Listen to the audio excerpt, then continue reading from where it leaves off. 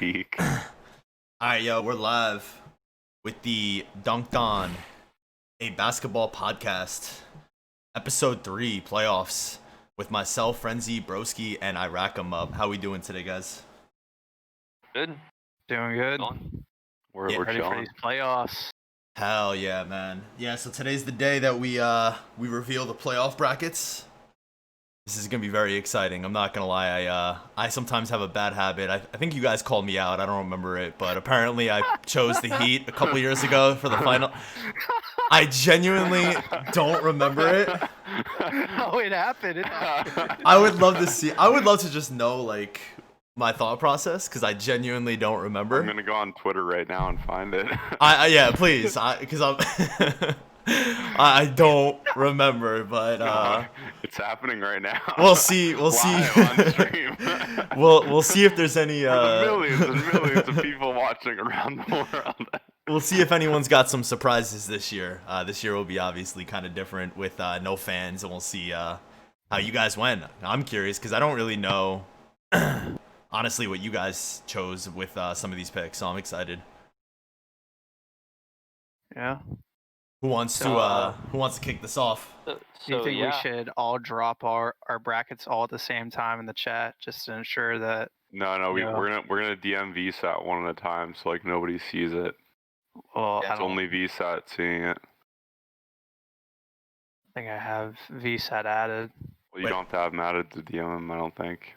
Oh, you don't? Alright, I'll DM VSAT my bracket, but I think that Broski or somebody else should go first. Oh no. Yeah. Broski gotta go first. Broski has. I'm going first.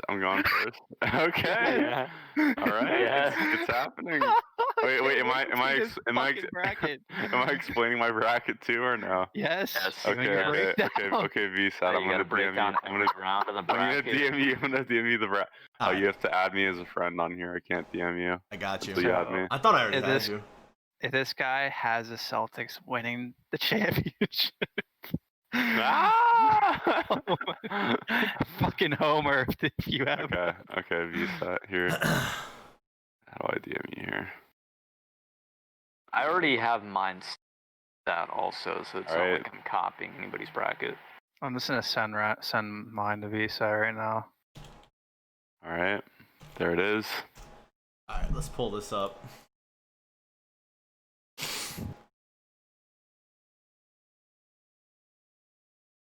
We're going round by round, baby.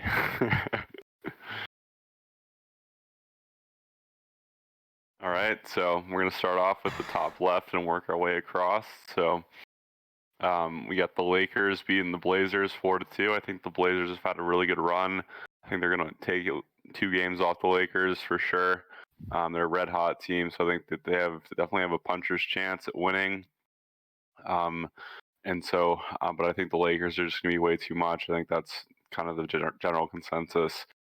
Moving on, I think the Rockets are going to beat the Thunder. I think the Thunder are very underrated for what they've done this year overall. If you look at just like everything they've done with Chris Paul, Gallinari, that team, Shai Gilgeous-Alexander.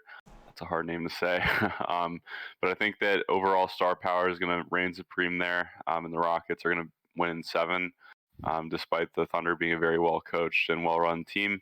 I think if you look at the next series, Nuggets and Jazz, I think the Jazz have kind of been dysfunctional this year. Definitely a good team, but I don't think they're going to be able to get past the Nuggets, who have gotten better since last year. So I have the Nuggets winning in 6. Clippers and the Mavs. I think that the Mavs aren't there yet. I think that Luka needs to develop a little more. Plus, it's his first playoff, so we're not sure how he's going to do. So, I mean, I think star power, again, is just going to carry the Clippers in that series 4-1. Moving on, I think the Lakers are going to beat the Rockets 4-2. I don't think the Rockets rather can deal with the Rockets. Or sorry, let me say that again. I don't think that the Rockets can deal with the Lakers' size. I mean, if you look at AD, the Rockets play completely small ball now, and AD has guard skills as a 6'11" big man. And I mean, there's just no way that they're going to be able to stop him on the boards or in the paint. So I have them winning 4-2. I have the Nuggets losing 4-1. It's the Clippers, just because I think that while the Nuggets are a good team, I don't think they have the star power to be able to compete deep in the playoffs. With the team as stacked as the Clippers, I think that Paul George and Kawhi will definitely carry that team, as well as with Lou Williams and Harrell. And it's gonna be way too much for the Nuggets down the stretch in those games. If you look at the Lakers and the Clippers, I think the Lakers are going to edge them out. Just because of the AD LeBron connection, I think is better than Paul George, Kawhi. And then it's really razor thin, but I think that the Lakers are going to take it. In the West. So moving on to the East, I think that it's really a no-brainer. Bucks are going to sweep the Magic. I don't think that any explanation needed there. It's just not even close. Heat, I think, will beat the Pacers. I think the Heat have been, and I've been saying this for a long time now throughout the season, but I think the Heat are a sneaky good team. They have 2 All-Stars in Jimmy Butler and Bam. They have a very good supporting cast, Tyler Hero, etc. On that team, you have Kendrick Nunn, Andre Iguodala, a lot of good role players on that team. So I think that they'll beat the Pacers, even though the Pacers have had T.J. Warren just kind of turn into Obelisk the Tormentor in the bubble. But I think that overall we're going to see that. Moving on, I think the Celtics are going to 4-1 the Sixers. The Sixers have always, never been able to play with the Celtics in the playoffs. They've also been dysfunctional this year. I think the Celtics are really on the rise. They're going to 4-1 the Sixers. I think the Raptors are going to sweep the Nets. The Nets, while Karis LeVert is playing out of his mind, I think he's going to be a good third piece for KD and Kyrie next year.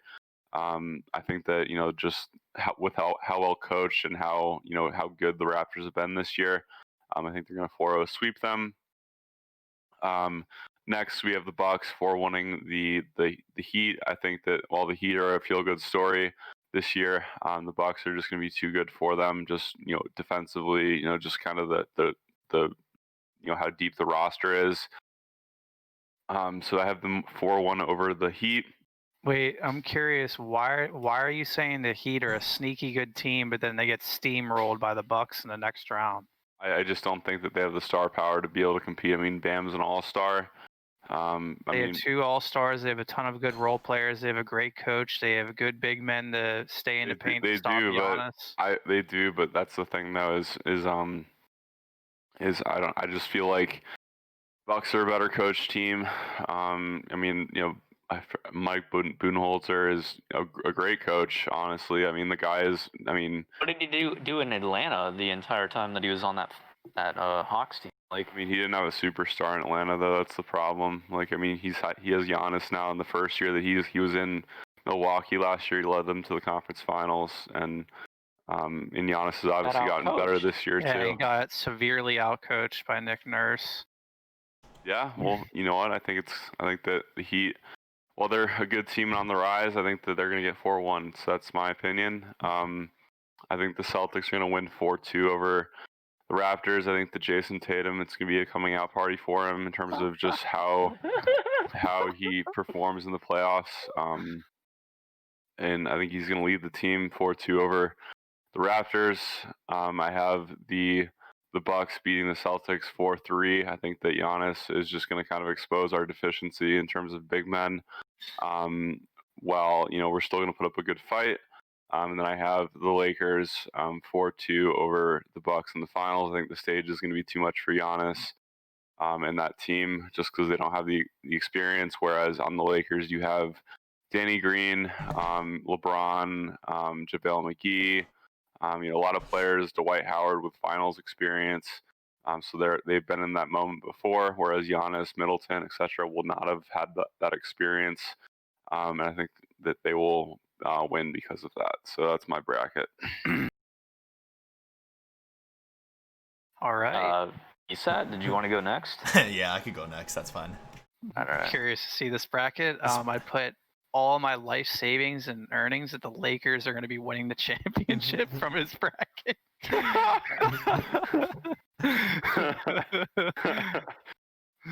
Yeah, he's got the Heat in the NBA Finals. I might, yo. Heat are going to the Eastern Conference Finals. Alright, yo. There's my There bracket. it is. That's my bracket. I don't the know. Heat. He loves the Heat. I don't know why I seem to always have the Heat. But this is definitive, so we can let's start with the West. Let's start with the West, and then obviously go into the East. I'll beat myself. And we'll this is the definitive list. All right, hold up. I could barely see on my own screen. All right, so yeah, hold on, I can't really see. All right, so I got the Lakers beating the Blazers in 5. I was initially going to say 5 or 6, but, obviously I don't think really anyone's going to object with that. I think DerBroski had a similar thing. I think that OKC Rocket series is going to be interesting. I think it would have been interesting even with Russ, but especially now that Russ is at least out for a few games. I think that kind of tilts things a little bit for OKC. So for that purpose alone, I think OKC is going to come out on top. They've done... we got some segments later on with the show, but Chris Paul has just played out of his mind, and I think more than anything, he's just going to have a really big chip on his shoulder going up against Houston again and going up against Harden. And like I said, without Russ, I think that series is really, really close. So I think it's going to be a hard-fought 7-game series. I think that goes either way, but I think that probably is the best series in the first round. Then on the Denver and Utah, I was thinking between 6 or 7. I think that'll be a good series. It seems like Utah definitely hasn't really lived up to any expectations that people set. But I just think Denver is too good. I really like this team. I don't see them losing in the first round. Michael Porter Jr. has really come on recently. In the bubble, he's played pretty well. He's had some 30-point games. So he's a rookie. Not going to really depend on him. But I don't know. I think that team is just too good to not beat Utah in the first round, but I think it'll be interesting. I think it'll be 6 or 7. Clippers, Dallas. I really like this Dallas team because I really like Doncic, but they're just too young. I think they're a few years away, so I could see them stealing a game or two, but they're realistically not gonna beat the Clippers. I think the Clippers do have some concerns with whether or not they'll mesh, especially come playoff time, or how well they'll mesh and whatnot. But personally, I think at the end of the day, they're too good, and Dallas is too young, and Dallas isn't going to be able to win that series. And then moving on to the East, Bucks versus Orlando. That's a sweep. It's just a sweep. Miami versus Indiana. I like this Miami team, as I always seem to do. So Miami's gonna handle that. Boston Sixers. Just so everybody knows as well, I just put in the chat. VSAT has had the Heat going to the Eastern Conference Finals in 2018 as well. So I just wanted to. We found the receipts. I would gladly explain that if I kind of made like a video at least explaining any thoughts, but I genuinely don't remember, if I'm being completely honest with you. So that's really rough. We have Boston and the Sixers. I think that would have been obviously a good series had Ben Simmons been around, and Embiid's been, as always, banged up. So I don't really see Philly putting up much of a fight. They're kind of a shell of themselves. Oh wow, I did not mean to put 4-3 for Toronto Brooklyn, by the way. That's meant to be 4-0. That's my fault. I don't know if I can update that or not. No, not Nets. Yeah, I meant Toronto in 4. I think that'll be a sweep. So sorry about that. And then moving back on to the West, we got Lakers OKC. I think Lakers handle business after a hard-fought series OKC has with Houston. I think the Lakers probably start hitting their groove at that point. I think the Portland series will be a lot of close games for them. It will be kind of similar to, I don't know if anyone remembers, it was years ago. I think it was 2016 when the Cavs faced off against the Pistons in the first round, and they swept them, but every single game was really close. I think it's going to be similar with that Portland series for the Lakers, but I think they really hit their form going into the second round. I think they handle OKC pretty easily. Same thing with the Clippers, really. Denver's good, but they're not good enough to deal with Kawhi, PG, Lou Williams, Montrezl Harrell. Like, it's not going to happen. So I think that's the inevitable matchup that people have been predicting since preseason. I'm sure most of us have that here. And then we'll start with the the Miami Heat. So I think it's gonna be a good series. I definitely have a soft spot for wanting to kind of have that college basketball upset alert, which definitely doesn't happen so much in the NBA. But I think the reason for this more than anything is I'm not like a Giannis or Bucks hater. I like Giannis. I if you look at their March, I think it was second or March 3rd matchup prior to the season halting, the Heat ended up beating them by 14. They held Giannis to 13 points on 6 of 18 shooting, and they held Middleton to 14 of, I think it was 4 of 14 shooting. I don't have the exact number pulled up right now. But I think they have a lot of guys that they can throw at them defensively. They finished top 10 in the defense rating the past 4 or 5 years.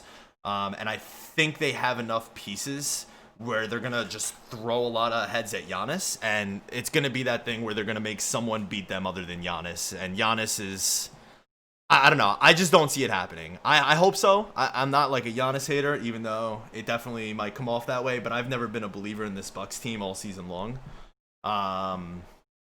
And it's kind of an early outing for them. But I for some reason, I've liked this Heat team, especially with the addition of Iguodala.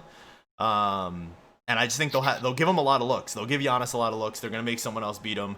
And I think it'll be a hard fought series. And I think that'll go 7, honestly. Does anyone want to object to that, or you guys want me to finish up first? Go ahead and finish up. All right. I got nothing to say. Then we got the Celtics Raptors. I think that'll be a good series. That was one that really could go, I think, once again, either way. I mean, that's how those 7-game series go. But I've actually been a fan of the Celtics team. Prior to the season halting, that was my team. I think that might have been my preseason team, too, to make the finals from the East. And I'm not, like, much of a Boston guy, but I do like their pieces, man. I really like Kemba. He's a great leader. I'm a big Tatum's nice. Jaylen Brown. Overall, I think they have more power than the Raptors to get through. So I think that gives us the... Oh, no, now the conference finals, Lakers-Clippers.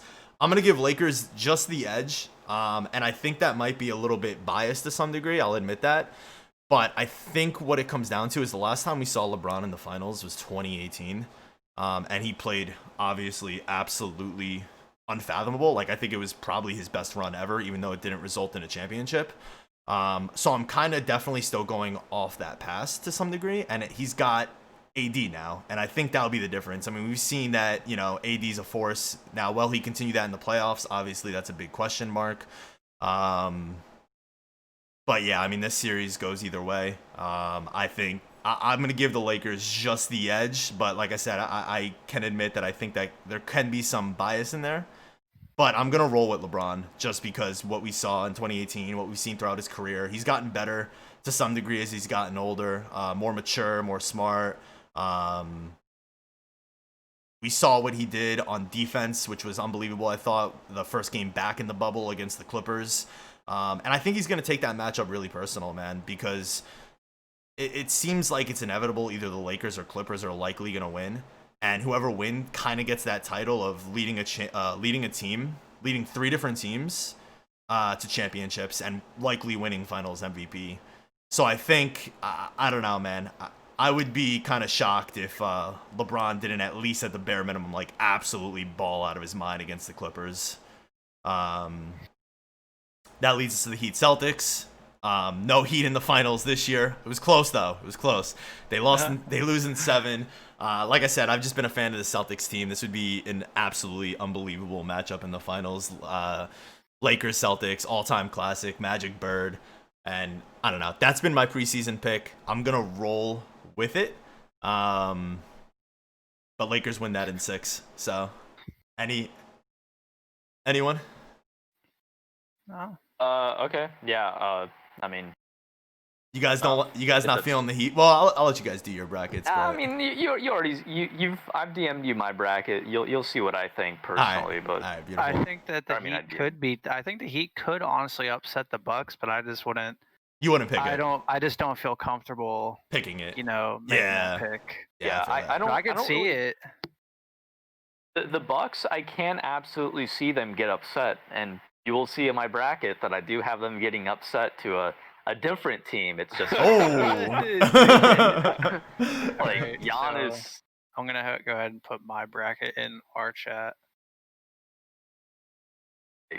I don't know, man. Just Are we saving the peanut gallery for last? Is that what we're doing here? Who's picking? Who's going next? I guess I can go next, and Frenzy can go last. I just put mine in the chat.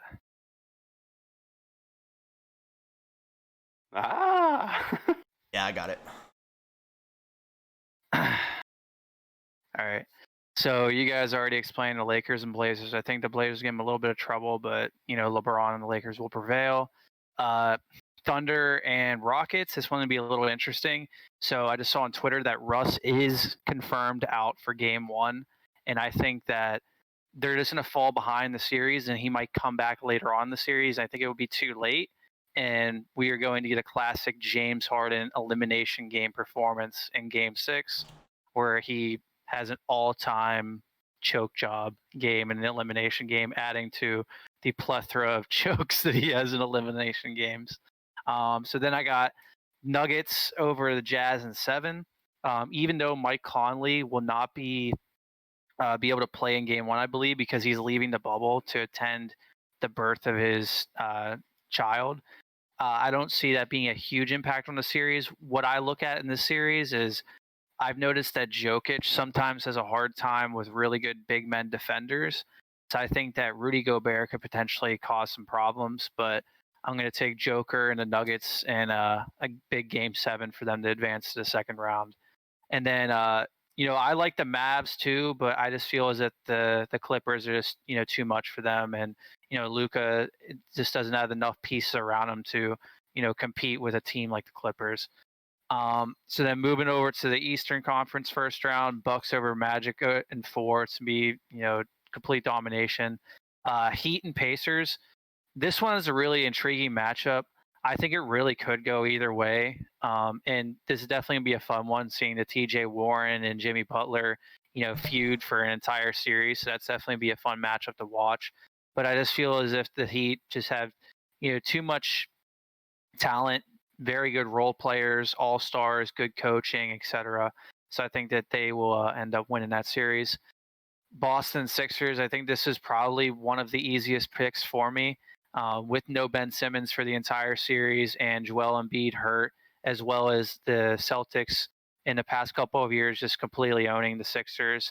I see no way as how the Sixers are going to beat them, and especially since the Sixers have relied on home court to win almost all their games this year. So it's a real easy pick for me. And then Raptors over Nets. Nets just don't have enough, and Raptors are just too good of a team. They're completely overpower them. Going back to the second round in the West, I think the Lakers is going to be too much for the Thunder. I really don't see the Thunder as like much of a threat at all. I just don't think that they are equipped to really, compete with the Lakers. I think LeBron is just going to, dominate that series, and Anthony Davis will, do what he does. And then the Clippers and Nuggets, I just don't think that the Nuggets, as well are equipped enough to stop the Clippers. They just have too much star power, better coached. And, you can honestly make a case that the Clippers have the 2 best players in the series, like Paul George being better than Joker, but I don't believe that. And then they have a ton of really good role players as well. So I see the Clippers handling them in 6 games. The Bucks and Heat, like we said when we were breaking down the brackets before, I can honestly see the Heat actually upsetting the Bucks. I do see the Heat giving them trouble, and I actually can see this going 7 games. But I'm not going to pick the Heat to go over the Bucks. Like I said, I just don't feel entirely comfortable with that. The Celtics and Raptors, I think this is going to be an amazing series. I can also see this going either way. A lot of people aren't taking the Raptors as much of a threat without Kawhi, but I do think that they are a viable threat to get to the Eastern Conference Finals. But like Broski 70 is breaking down his bracket, I think that Jason Tatum is the best player in this series, And this is going to be a really fun series to watch just because you have two amazing young coaches, going head to head. So it's going to be really fun to see who schemes up the better plays down the stretch in games and, who just has that mental edge, when it's really coming down to the wire. But I see this going in 7 and Boston squeaking out barely in that game 7. Going back to the Western Conference Finals, I think this is the matchup that everybody was saying from the beginning of the season, what we all been looking forward to, and essentially the championship. Really, I consider this the real NBA Finals. Not even even though it's the Western Conference Finals. So this one can go either way, but I just feel as if the Clippers are the better overall team. They have better role players, more veterans. From top to bottom, if you just look at the rosters, they are better. And even though it is regular season, and I don't put a ton of weight on the regular season, the Clippers have had or have been giving LeBron problems. This regular season, and it's been clearly evident that he has been trying in the regular season this year. So let's not say that he hasn't been trying at all. And I don't trust Anthony Davis in these big moments and in the fourth quarter. So I feel as if it's going to be, LeBron just making all the clutch plays, or then random role players like Danny Green stepping up to the plate and hit some big shots, or other guys like that. But I just think that the Clippers will barely edge them out, but I could see the Lakers, making the finals. It's a really, really close call, but I just feel like the Clippers are going to beat them out barely. And then going back to the Eastern Conference Finals, this would be a fun one to watch here. I just feel as if, Boston is a better team this year just because they got rid of cancerous Kyrie and then added Kemba, better chemistry. The younger role players have been improving, but they still don't have anybody to stop Giannis. So Giannis is just going to completely, just put up insane stats against them. He's just going to, do whatever he wants. I think this could, potentially go 7, but I think this is going to end in 6. And then the finals, I have the Clippers and the Bucks. I feel like we're going to get another taste of what happened last year, where the Clippers, they're going to use somewhat of the same game plan that the Raptors did last year, where they built a fort around the rim and then they had Kawhi just lock down Giannis. Even though Giannis has gotten a little bit better of a shooter, he still isn't to where he needs to be. He's still not a consistent shooter, and I feel like Kawhi is still the better player. The Clippers, top to bottom, are the better team, more experienced, and I think that they're gonna beat the Bucks in 6. So that's my bracket. One thing I will say though is with this bracket, this is probably like the least confident that I've had like filling out a bracket in terms of like my finals picks as well as like other picks compared to years past, because I honestly can see both of my finals teams not even being in the finals. Whereas like in the past couple years, it's like Cavs, Warriors, Warriors every single finals. The one year you could potentially say the Rockets, but it's pretty much been Cavs, Warriors, and everybody was having like the same finals picks every year. Whereas this year, I can legitimately see Celtics and Lakers. I could see Clippers and Bucks. I could see Clippers and Celtics. I could see Lakers and Raptors. It's definitely a unique year, and there's so many different teams that could potentially make the NBA Finals. But West, it's pretty much either LA team. I don't see any other team being able to come out of the West besides those two LA teams. But with that said, I'll let Frenzy go ahead and break down his bracket next. Yeah, just whenever you want to put up on the stream. Yes, sir. Go ahead.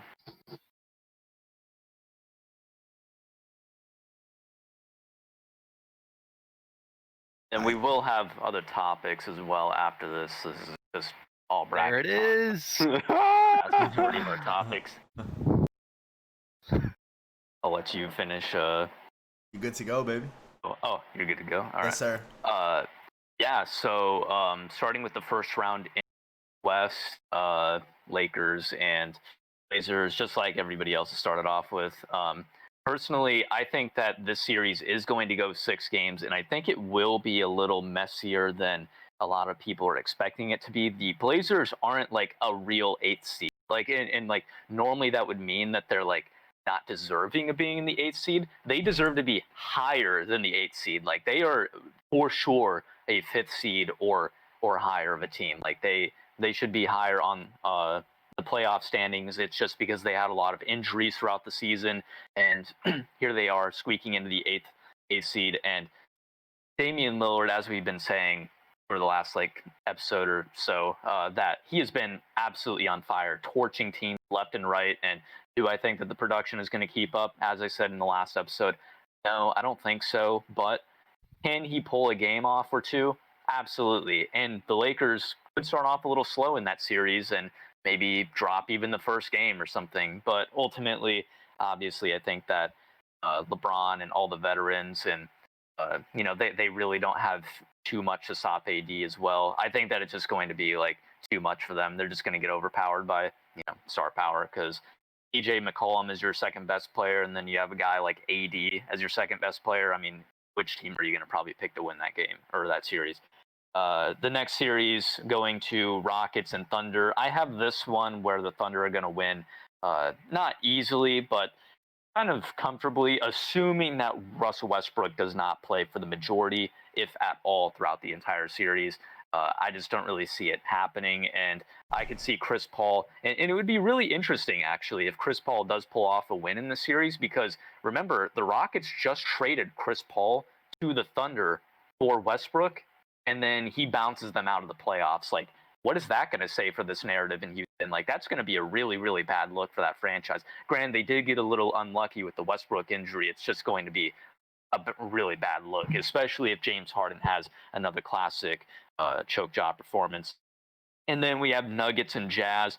And I know that a lot of other people, I think, were picking this to be a much closer series. But personally, I just don't really see it that way. I think that the Nuggets and the Jazz are a little more even than the series might suggest, where it's 4-1. But I think that the Nuggets are just simply better, and they proved it last year whenever they beat the Spurs in the playoffs, and they went 7 games, and they almost went 7 games again to nearly reach the Western Conference Finals, but then they ultimately got beat out by Trailblazers, which isn't a really necessarily a bad thing. It's just that was their first time making a deep playoff run. Like, they have already been deep into the playoffs. I think that they can go back to the semifinals again, no problems. And then these Clippers and then Avs, I don't think there's really much of an explanation to put up on top of what everybody else has been saying. It just Kawhi, Paul George, too much defense. Luka, sure. I mean, you guys want to sit here and say, oh, he's too young. Well, the guy plays no defense too. And guess what? Paul George and Kawhi Leonard do a lot. They play defense. So I think that in this series, they will give them some trouble. They will pull off a couple games, I think, just because they can be explosive on the offensive end, since they don't really play much defense. And Luka's a really great facilitator. And I think that some things will happen with that team to pull off some games. But anyways, moving on to the Bucks and the Magic. Like everybody else is saying, there's really nothing to say. That's just pretty much a bye week for them, if you want to even call it that. And then so then we got Heat and Pacers, and I think that Oladipo and TJ Warren will pull off some games from the Heat team, but I would actually put this series even closer, and I might even have the Pacers possibly winning in this series, but Sabonis isn't playing at all. I'm pretty sure that he's out throughout the entire series, and that's easily their third best player. I mean, shoot, there's some people in this ball right now that are calling Sabonis that team's second best player, and yeah, he's out for the entire series. Oh, and he is. Who's their first best player? Oh, no, it's Thomas Gerald Warren. So anyways, moving on to the Clippers and or I'm not Clippers, Celtics and Sixers. Yeah, Celtics and Sixers, like everybody else is saying, they've just had their number. That's just all there is to it. And there were some years where it was absolutely inexcusable. I think it was 2018, and they got trounced in that series. They even had the confetti falling down and everything, and it was just such a mess. It was so embarrassing. and they still ended up losing in that game. The Sixers did. And also, one thing that I do think is kind of intriguing about this matchup, though, is yeah, they don't have Ben Simmons, but the reason why I have the Sixers pulling 2 games away is that the guy that they had to guard Ben Simmons is no longer on their team. In fact, he's paired up with Ben Simmons on that team, and that's Al Horford. Like he's no longer on the Celtics, and yeah, he's on the Sixers. But ultimately, I do think that the guards and just the coaching and just everything to go with the Sixers will just be too much, especially if Embiid has gotten one of his like arthritis injuries or something that he keeps ending up with. Like, I don't know, the guy's just made of glass or something. So moving on to Raptors and Nets, I do think that the Raptors will drop a game just because they do not have I don't know, some people might disagree with me. I don't think that they have a superstar on this. I just don't think that they do. So they can drop a game. They are vulnerable in a series, but not to somebody like the Nets. They definitely shouldn't be in any danger of losing it, in my opinion. And then moving on to the West, back to the conference semifinals, Thunder and Lakers. I could see the Thunder maybe pulling off a game or 2 in the series. I put 2 games just in case because I can't see the Lakers maybe losing a game more than, I mean, I guess the Thunder winning one, if that makes any sense. Like, I could just see them playing really poorly. They have had some off nights. It is the regular season and stuff, but, you know, I can just see them having a really bad series. Maybe the Clippers run some schemes or something that they're not really prepared for. I don't really know what to expect fully with this Clippers team. They're kind of weird, but again, they have a bunch of really strong role players, but they aren't quite all-stars. I believe that the only person on their team this year that was an all-star was Chris Paul, right? So, and I mean, he was a superstar. Is he still a superstar? It's pretty debatable. Like, I think he's still a fringe superstar. I consider him to be, but very, very low end. He's definitely exiting his prime, and if they even get 2 games in the series, I'll be pretty impressed by this Thunder team. But going on to the Clippers and the Nuggets, I think that the Nuggets are going to give these Clippers a little more trouble than you guys might think. I think that the series might be a little closer than you guys might think as well, but ultimately it's kind of a no-brainer. Clippers are going to come out on top, especially because there's no home court, or well, actually, Nuggets wouldn't even have home court advantage. I don't know what I'm talking about. But yeah, like, so Clippers beating Nuggets, really no explanation there. And then again with the Bucks and Heat. Who has the Heat beating? Oh yeah, that's VStat. He has the Heat beating the Bucks. I don't think that that's going to happen. Personally, like, I don't know what the Twitch chat has to say about that. Do you guys have the Heat beating the Bucks? I don't have it even being that close. I think that Jimmy Butler's a dog. I think that they got a lot of good pieces around him and stuff. But is it enough to overpower Giannis, who's likely going to be the 2-time MVP? Like, I just don't really see it. I don't think that they have the capability to beat this in a full 7-game series. And then but who knows, maybe I'm wrong. I don't know these predictions, obviously. So then Raptors and Celtics, I think this one will be very interesting since neither team has like a full-fledged superstar on it, right? Like, none of them has a superstar, and these are 2 great coaches. And Nick Nurse, Brad Stevens has been super hyped up. I think that if these Raptors do play against the Celtics, it will be like a very intense coaching battle, and that there will be like sort of a chess match going on in game, like at all times. And ultimately, I do have the Raptors winning, not quite comfortably. They will still hang against the Raptors, the Celtics will, but ultimately will fall. And then I'm actually going to do Eastern Conference before I do Western Conference. But so Eastern Conference Finals, I have the Raptors actually beating the Bucks, and it's just, again, I think that Nick Nurse might have Giannis figured out. It took him 2 games last year, but they have a lot of pieces to throw at him. They have like Siakam, Marcus Gasol, Ibaka. Like, they still have like defensive talent on that team to and some of these guys have won Defensive Player of the Year. They are like block champions. Is Ibaka a block champion? I think he is. But like, some of these guys are very good defensively, and they can easily guard Giannis for sure. Like, will they be able to stop him and contain him? Like, I don't know if they'll be able to fully stop him, but they will definitely be able to slow him down. And if they slow him down, you got to rely on Chris Middleton as your guy, like the guy to make game-winning shots. Not really liking those odds. I'm taking Raptors in 7. I think that they have championship pedigree on that team. They won a championship last year. They have always been a strong team in the Eastern Conference. And in fact, this year, people want to sit here and say, oh, they got no Kawhi. They got no Kawhi. Well, guess what? 61 win pace. 61 win pace right now without Kawhi Leonard. You can't just sit there and write that off as if it's like, oh, well, oh, yeah, they have no superstar or something. Well, dude, I don't care. If you're doing that good, and it's not like the East is a super big pushover like it was a couple years ago. They've gotten much better over the last couple, like 2 years or 3 years or so. And then, anyways, Clippers and Lakers, like all of us have it in 7 games. It's the safest pick to do.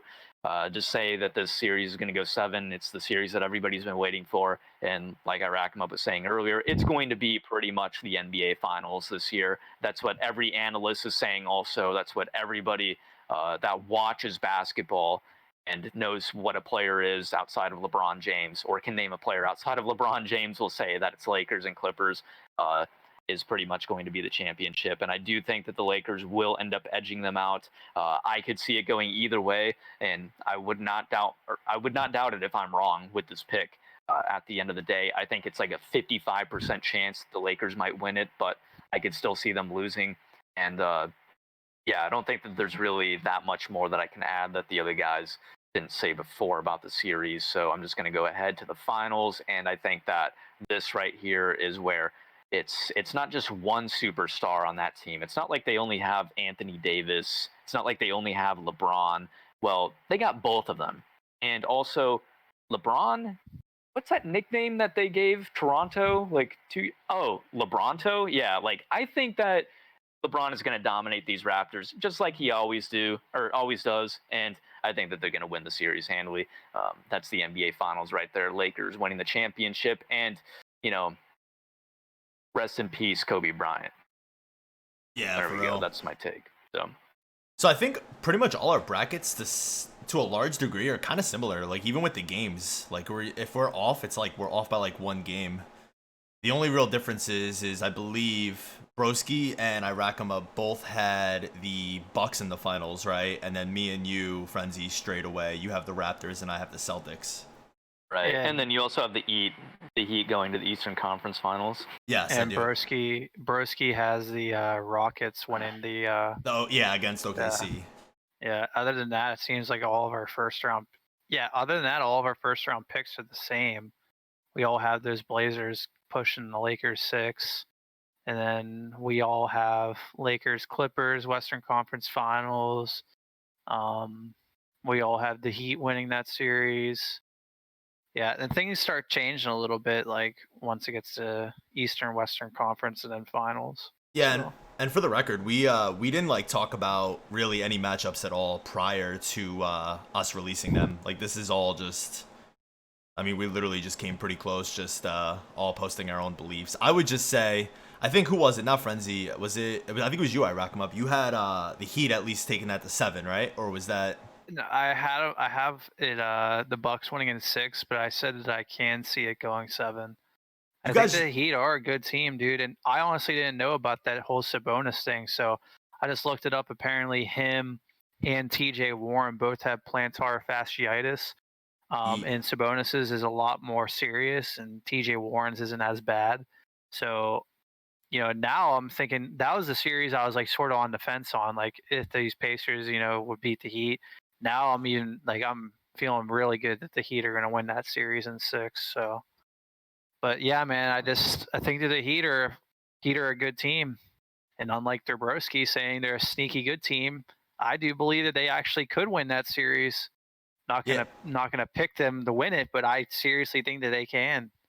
Yeah, I like them. I like Spo. I like their defense, man. I think they could throw a lot of things at Giannis, and I don't know. I just personally don't trust Giannis yet. Until he proves it. I mean, Kawhi's a different story. Obviously, the claw, obviously last year, not really gonna hold it against him. But I don't know, man. I think the Heat's gonna give him a lot of issues. I think it'll be a tight series. Obviously, I said 7, but I really think the Heat are gonna win that. This is going to be an extremely hot, off-topic take, but I can legitimately see if the Bucks like don't win a championship in the next 2 years, I can see Giannis going to Miami. Yeah, I think I've heard that one before too, right? That's kind of swirled a little bit.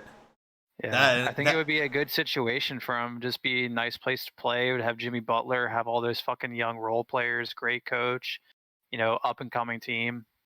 Yeah, absolutely. And it's South Beach. I mean, they have obviously a lot more than Milwaukee. No shade. Yeah. This is a fucking shithole to live in. And then, yeah, I mean, we could just go into the next topics, I guess, because I think a lot of that's going to start covering some other stuff. Do you guys have anything else you want to kind of pick apart about the playoff brackets, or? I'm good. I'm good so as well. so nobody really wants to object my Raptors and Lakers finals. I mean, it is a bad pick. Like, it is a bad pick. I mean, you said it yourself, right? I mean, like, there's no superstars on that team. We all know star power is like paramount in the playoffs. Like, well-coached teams. I mean, like, they make it far. I mean, like your favorite team, the Denver Nuggets. I mean, you have them losing like 4-2. I mean, yeah, but they're also inexperienced as well, though. Like these Raptors won a championship, and they've been in the Eastern Conference Finals like nearly every single year for the past like 4 seasons or something. And on top of that, like I said, the Bucks only have one superstar, and the Raptors beat them and shut them down last year. Like they have a lot of bodies to throw at Giannis. They have a lot of bodies to throw at him, though. They really. And these are good players on defense. Like Marcus All won Defensive Player of the Year. The huge difference with Kawhi, like, we all watched the playoffs last year. Like, I don't want to sit here and just like look at wins and same record and this and that. We saw how much Kawhi had to handle in that Sixers series, and then in the next round, Kawhi, completely shut down Giannis the last 4 games of the series. It was a collective effort, but Kawhi's main job was to just slow down and shut down Giannis, and he did that. So, yeah, you can put Pascal Siakam on him, but Pascal Siakam is a defender as Kawhi, and Pascal Siakam was used more so as like a help role too, and also to go on him. So I feel like they don't have as many bodies. I think that they could cause them problems, but you're going to see the difference in this Raptors team in the playoffs without Kawhi Leonard. Like, everybody's sitting here like saying, "Oh, dude, they don't even need Kawhi. They don't need Kawhi." You're gonna see what happens like come playoff time. This team is not making the finals. They can make Eastern Conference Finals, but they are not. They are not making the finals. And just so everybody's aware too, Frenzy has a $20 bet with both IraqemUp and I that the Raptors will be making the finals. So we'll see how that pans out. It's beating the Bucks if they play the Bucks. Okay. Does Heat slip by? I'm telling you, he skates by. I'm telling you, the Heat are beating the Bucks, yo. That's some.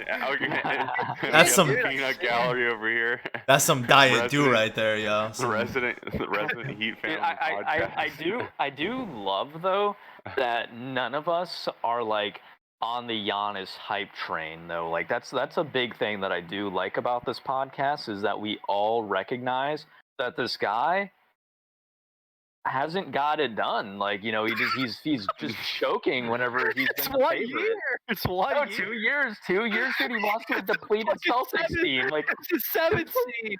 Depleted Celtics team, dude. What is that? Like, they have who's their best player at the time? Like Al Horford or Jaylen Brown or something? Like, come on. What is this?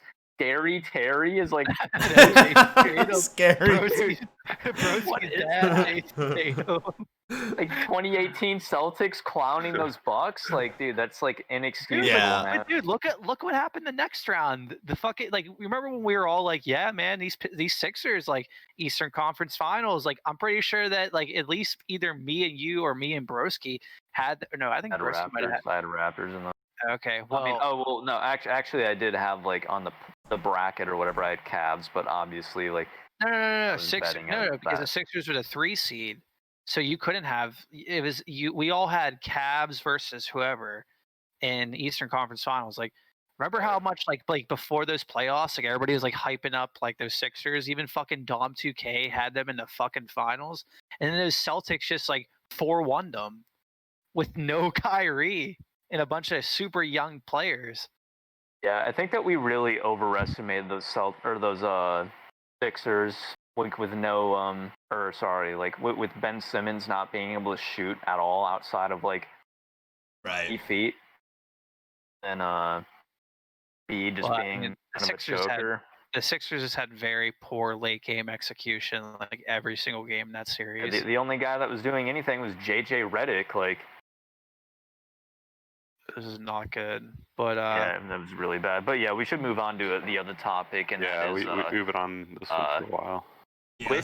Okay, so somebody else can start off with this one since I was the last one to talk on the most recent one. But which first round playoff series are you most forward, or which first round playoff series are you most looking forward to? And yeah, here you go.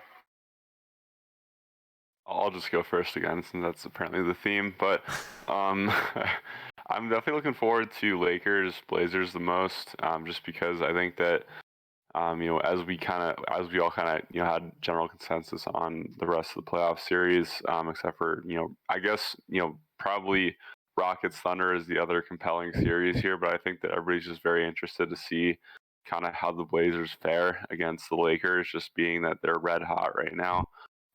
With Dame just putting up unreal numbers, over and over again, and just kind of the hype behind the Blazers. I mean, I know Skip Bayless is like getting a huge boner over like these Blazers playing LeBron in the first round because he doesn't want LeBron to skate through the playoffs. But I think that's definitely a very interesting series, and I think a lot of people are going to have their eyes on that going into the playoffs.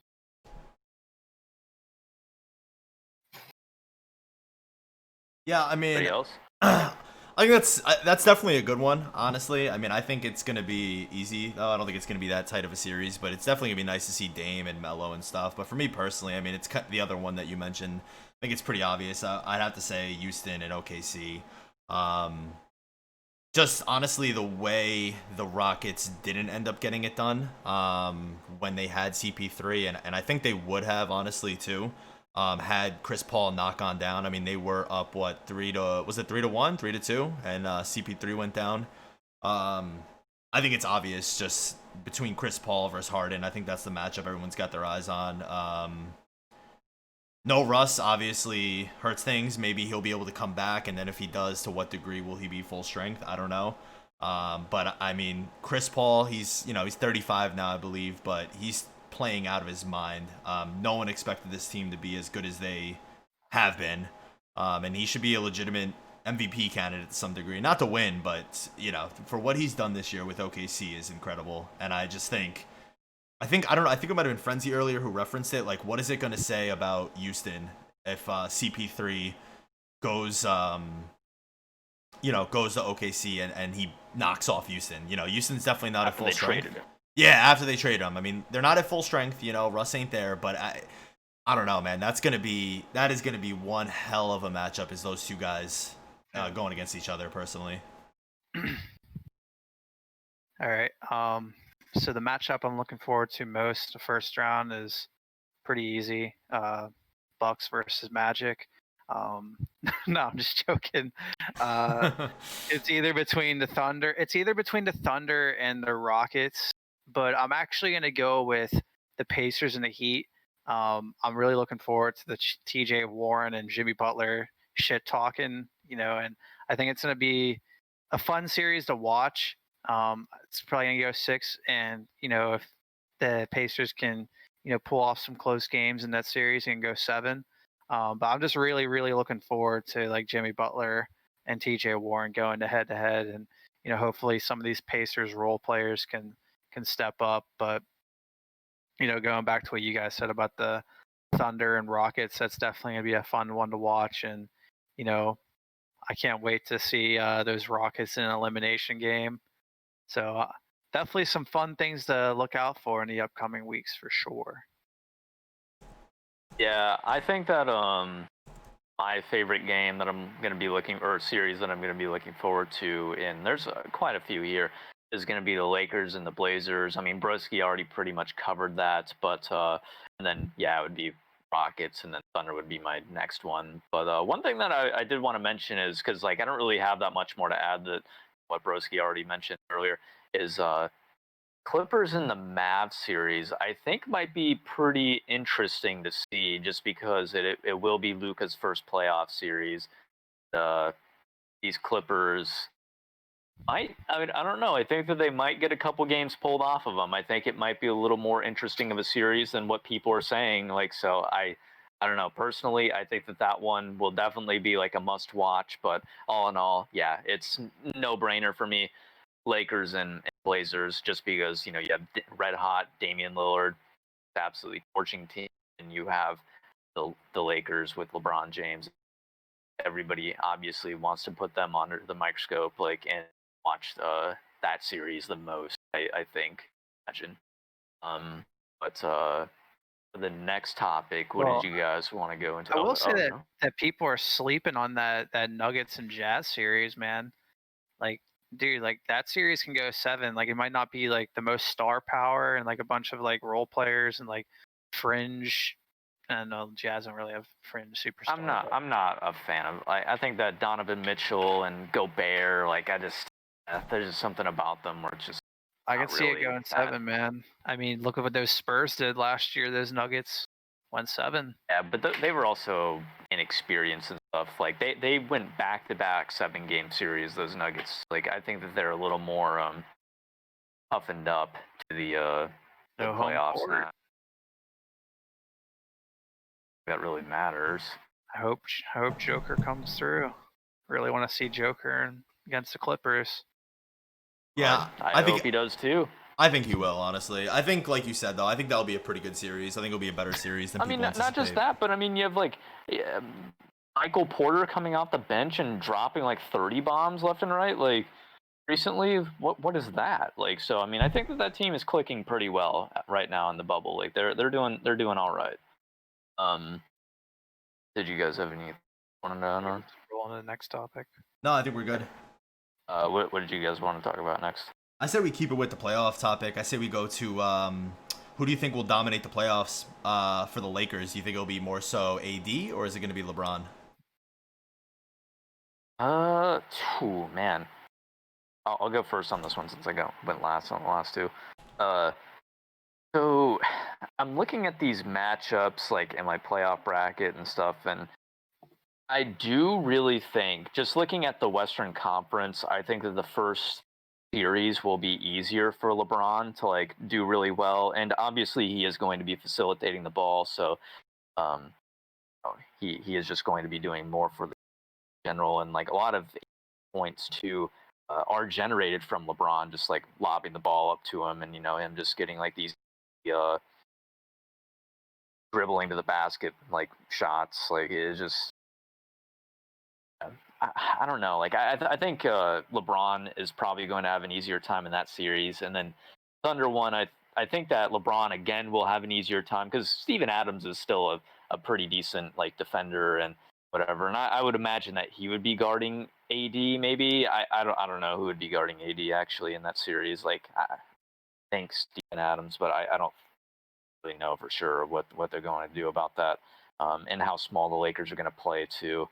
But Clippers and the Lakers series, like IraqemUp was saying, even though like the Clippers have been like kind of slowing LeBron down a lot in the regular season, we still haven't seen like playoff LeBron, and obviously that's another animal.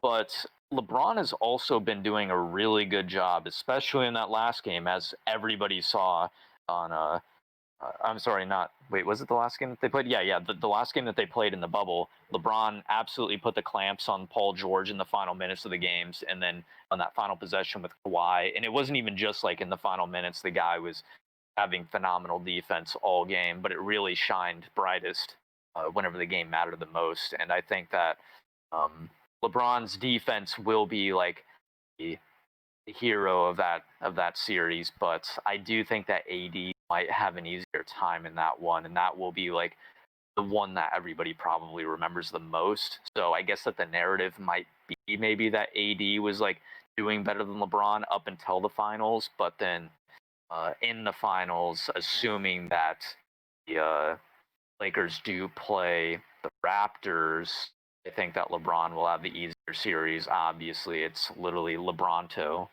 But if they do play like the Bucks or something, I could see. Yeah, actually, LeBron again. I think that LeBron will just have the easier playoffs. That's my. But the one series that everybody will look at the most, which is the Clippers and Lakers, I think AD will do better. Yeah, I mean, personally, I think that LeBron's going to definitely set the tone for that team, throughout the playoffs. He is the leader of that team. I mean, it's been widely reported by all the players. I mean, Kuzma, Danny Green, AD, just testifying to how great of a leader LeBron's been this year for everybody by stepping up, energizing the team with his defense, et cetera, et cetera. Guy's just been a complete role model for that entire team this entire year on how to work and win in the West and everywhere else. I mean, so I think that LeBron's going to really show out to set the tone for his teammates, as he's done in playoffs past. But I think that he'll definitely set the tone for AD, and I think AD will slowly begin to set in terms of comfort around the second round. And I think that it's going to make for a really compelling Western Conference Finals, though. But who do you think does more throughout the playoffs, LeBron? I think LeBron. I think LeBron still. I think LeBron's gonna show out in the finals. I think he's gonna set the tone on defense. He's gonna be the defensive stopper on that team. And just like I said, set the tone.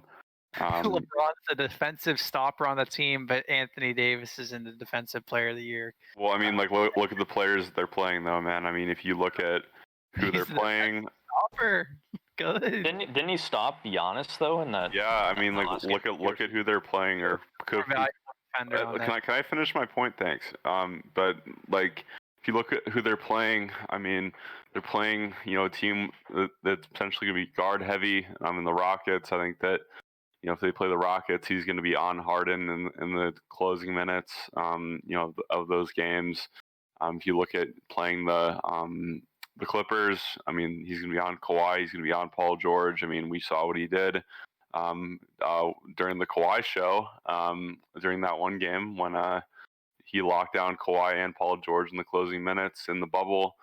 He also locked down Giannis. I mean, I think he's going to be the defensive stopper that team's going to need to win a championship in those crucial series. So, I mean, if you look at both of those teams, Giannis is a small forward. And I mean, the Kawhi and Paul George are also both small forwards, and those are the three best players on those two teams. So LeBron will be tasked with guarding them, so he will be the defensive stopper on that team. I think with the whole LeBron AD thing, I think it really depends on the series. In the most important series, Clippers and Lakers, I think Anthony Davis is going to be. He's going to have to be relied upon more. Obviously, LeBron's going to have more control, but Anthony Davis needs to step up huge in that series for them to edge them out and win it. But if I look at every other potential series matchup, obviously LeBron is going to be the most valuable player and has to be the main guy delivering offensively, defensively. Against the Blazers, no one's going to be able to stop them. Against the Thunder, no one's really going to be able to stop them. Same thing with the Rockets. I mean, try to put someone like PJ Tucker on him, but once again, he's not going to be able to do anything. And then the finals, versus Celtics versus Bucks versus Raptors, or maybe even Heat. It's just going to come down to LeBron, just because any team that LeBron is on, the whole team, it just revolves around and playing into the LeBron system. So outside of one series, it's definitely LeBron is the most valuable asset of the Lakers team, and he needs to go typical playoff LeBron mode for them to win the championship. But at the same time, AD and the other role players need to step up for them to win it all, because this is going to be arguably, if we look at this entire playoff run, Blazers an 8 seed, like Frenzy said, they're like a 4 or 5 seed in a regular, like other season. Like if they weren't injured, they would be like a 4 or 5 seed in another year. And then you look at the next round, either the Thunder or Rockets. The Rockets if they get Russ back, they're a good team as well. And the Thunder, they're pretty decent 5 seed. They're nothing crazy. And the Clippers are obviously an amazing 2 seed. Pretty much NBA Finals at that point. And then if you get the Bucks in the finals, you're facing another really good team with a superstar player and soon to be back-to-back MVP. So, it's going to be a really, really tough road for them to win it all, but it's going to be the LeBron show. Yeah, I mean, I agree mainly with IraqemUp. I think more than anything, though, what we see from LeBron and what we've kind of always seen is that he likes to get his guys involved early. So he's obviously undoubtedly the most valuable player, but he knows he can kind of get his whenever he wants. So he'll do what he's basically done all year, and he's going to look to get AD involved, especially in these earlier series, I think. So you might see AD really put up some big numbers. Because to IraqemUp's point, I mean, he's really going to need AD more than anything for the Clippers. I mean, the whole team needs to show out as well. It's to beat the Clippers, it's going to take everything. I mean, I think we all pretty know what we're going to get from LeBron. I think he's going to pop, but I think you need Anthony Davis, and he'll look to get him going early. So LeBron's the most valuable, but I wouldn't be surprised if, at least for the first couple rounds, AD has more dominant numbers just because he's going to have that opportunity. But for the finals, when they play the Celtics, that's going to be LeBron because LeBron's very self-aware and he's, he wants to win, but I think he wants finals MVPs as well. And I think, not that he'll be necessarily selfish, but he'll look to get his, I think, a little bit more if they're able to get past the Clippers. Yeah. So does anybody else have anything to add on to that? I don't know. Awesome. So the next topic is one that I've really been floating around the last few months, and that is as I was saying earlier about Giannis, we've had a lot of Giannis talk, it seems like today, but I think that's just because we've been talking about playoffs. However, Giannis loses this year in the playoffs before the finals. Do you think that it's time to start putting that choker label on him? What do you guys think? Broski. He's first again? I guess I'm always first. You guys are all afraid to show your takes. But first. I think there is expectation on Giannis at this point because he did, the first time he really did have a deep playoff run was last year. So I think that being that he came up short last year, I think that he wasn't expected to win the finals last year. Being with Golden State still being a juggernaut last year, I don't think there were the expectations of him making the finals and winning. However, being that he's now going to be back-to-back MVP, he's improved this year. His team has improved this year. I think that definitely, there is an expectation on him. So I think this is probably the first year where you can say, if he doesn't win, then he could potentially be labeled a choker just because the expectations are now there. Versus last year, you can say definitely they were, it was almost like a LeBronto situation. You weren't really sure, how the team was going to do in the playoffs. And so, I think that the expectations are there for sure now because we know that Giannis, his season last year wasn't a fluke. And, being that there's those increased expectations this year, I think if he doesn't perform and make the finals, I think there will be, definite questions about him because, if you look at the other two seeds, other two top 3 seeds in the West, the Celtics, we're not there yet. I don't think. I think that one more year and you're talking about a serious contender. But I think that, while the Celtics are definitely a dark horse and the Raptors are well coached, I think the Raptors are the Nuggets of the East, essentially. They have a very good, fringe potential superstar player in Siakam, and a very well coached team, obviously. But I don't think that there's any excuse for Giannis not to make it to the finals this year.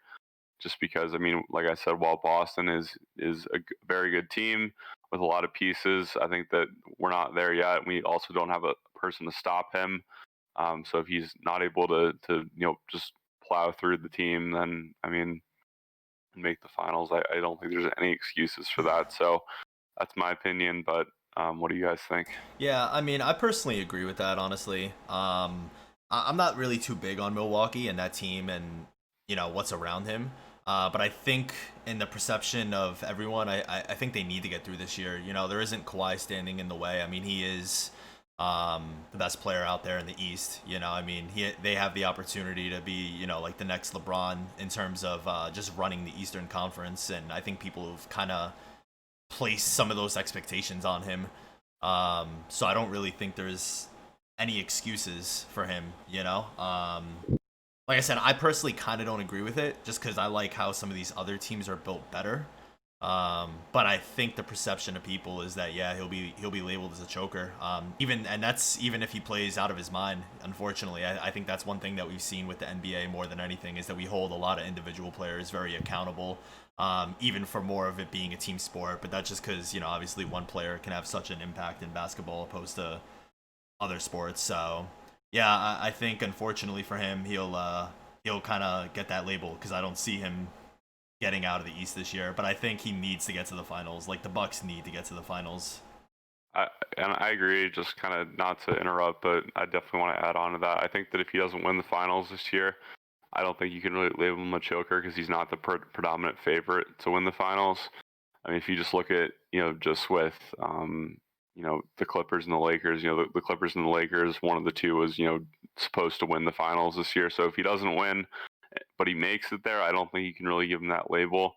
He at least needs to put up a fight, though. He can't get swept for sure, but or gentleman sweep. But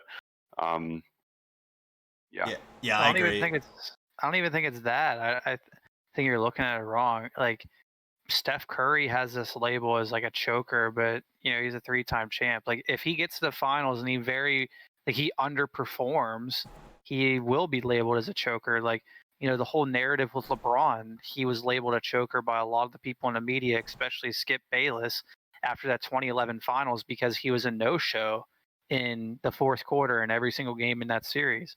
So even if he makes the finals, that's not good enough. If he makes the finals and shits himself, he'll be labeled a choker. Now, if he loses in the Eastern Conference Finals and he balls out, or maybe even against the Heat, he better have like an unreal series and like players like Chris Middleton not delivering, then he wouldn't be labeled a choker in my eyes. But if he gets knocked out early and underperforms from his regular season stats and does not show up in big moments, I will label him as a choker. But if you look at it last year, Chris Middleton in that Eastern Conference Finals, the guy averaged 13.7 points per game on 41% shooting.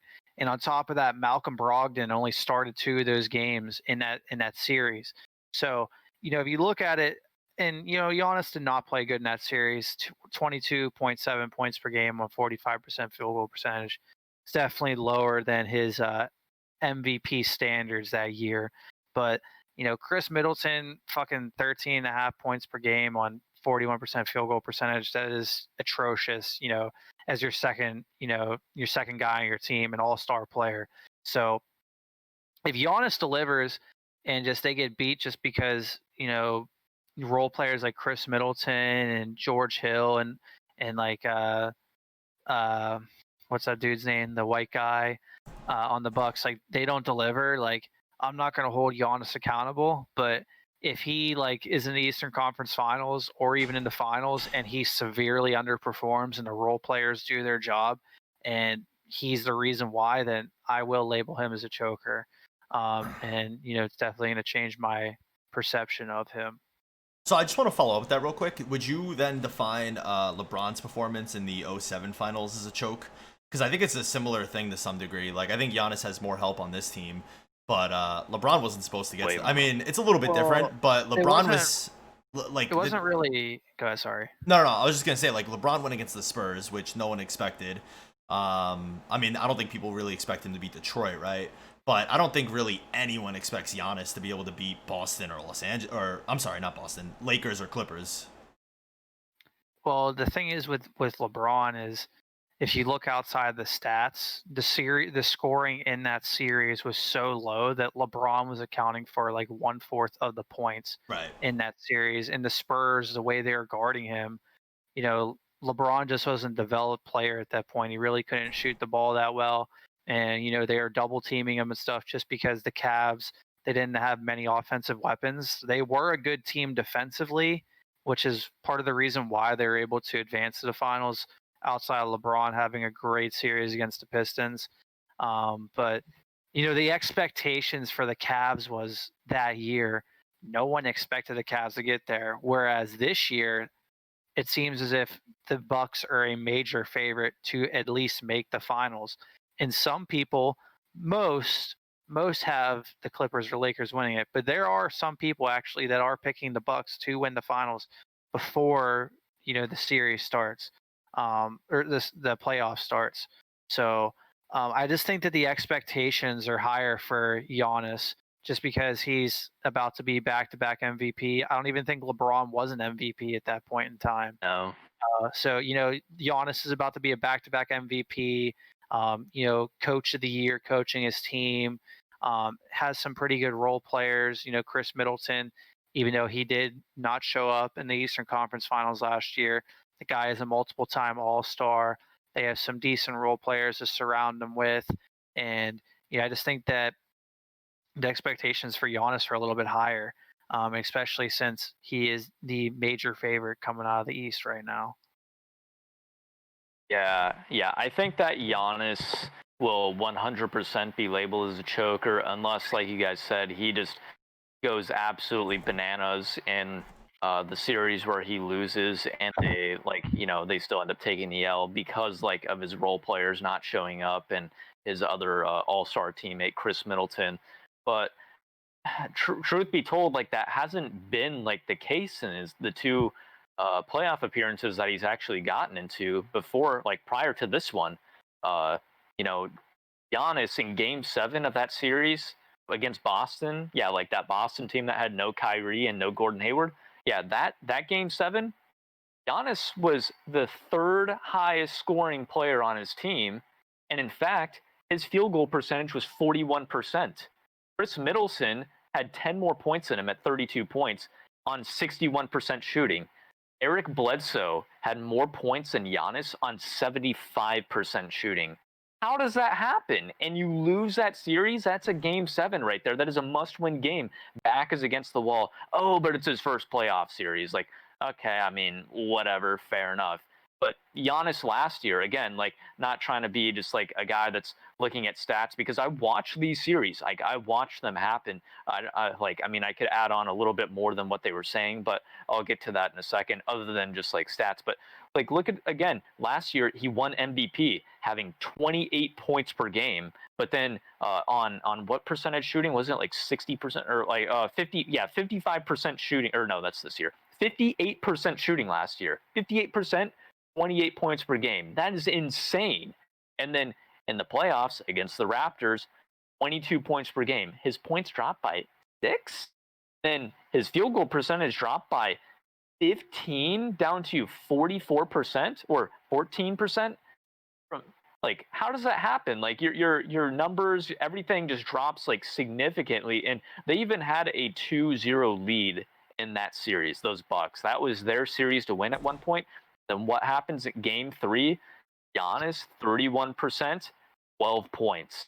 What the, is that, hold on a second. The following game, they lose, and Chris Middleton, again, people were talking about, oh, well, what if his all-star teammate doesn't show up? What if his other teammates don't show up in that series? Well, Chris Middleton in this game outscored Giannis on 73% shooting.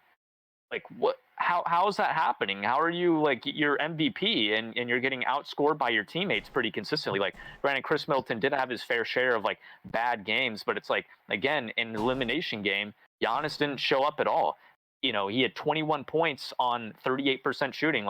You see guys like LeBron James and the best of the best MVPs, and they're always raising their stats. They are always balling out in these, not always, but they're typically balling out in these elimination games. And it's Giannis has had not one but 2 opportunities, and he's choked both times. He had a 2-0 lead, choked it away, and he didn't even. It's not even like you can blame his teammates. Like he didn't have like any good games after that. And again, 2018 had a horrible Game 7 where he got outscored by 2 people on his team. And then, yeah, I'm just sorry. Like if you're gonna be a 2-time MVP, you're gonna be a guy that's supposedly the #1 player in the NBA. That's some people believe that. I mean, I personally don't. I think I have him ranked at like number 5 or something or number 4. But like, or yeah, I think, or I can't remember. But anyways, yeah, like if people are going to say that he's the best player in the NBA and then he has like those performances in the playoffs, and especially if he loses this year to a Celtics team with no superstar, a Heat team with no superstar, a Raptors team with no superstar, no excuses, no excuses, unless you're averaging 30 plus points a game every single game in that series.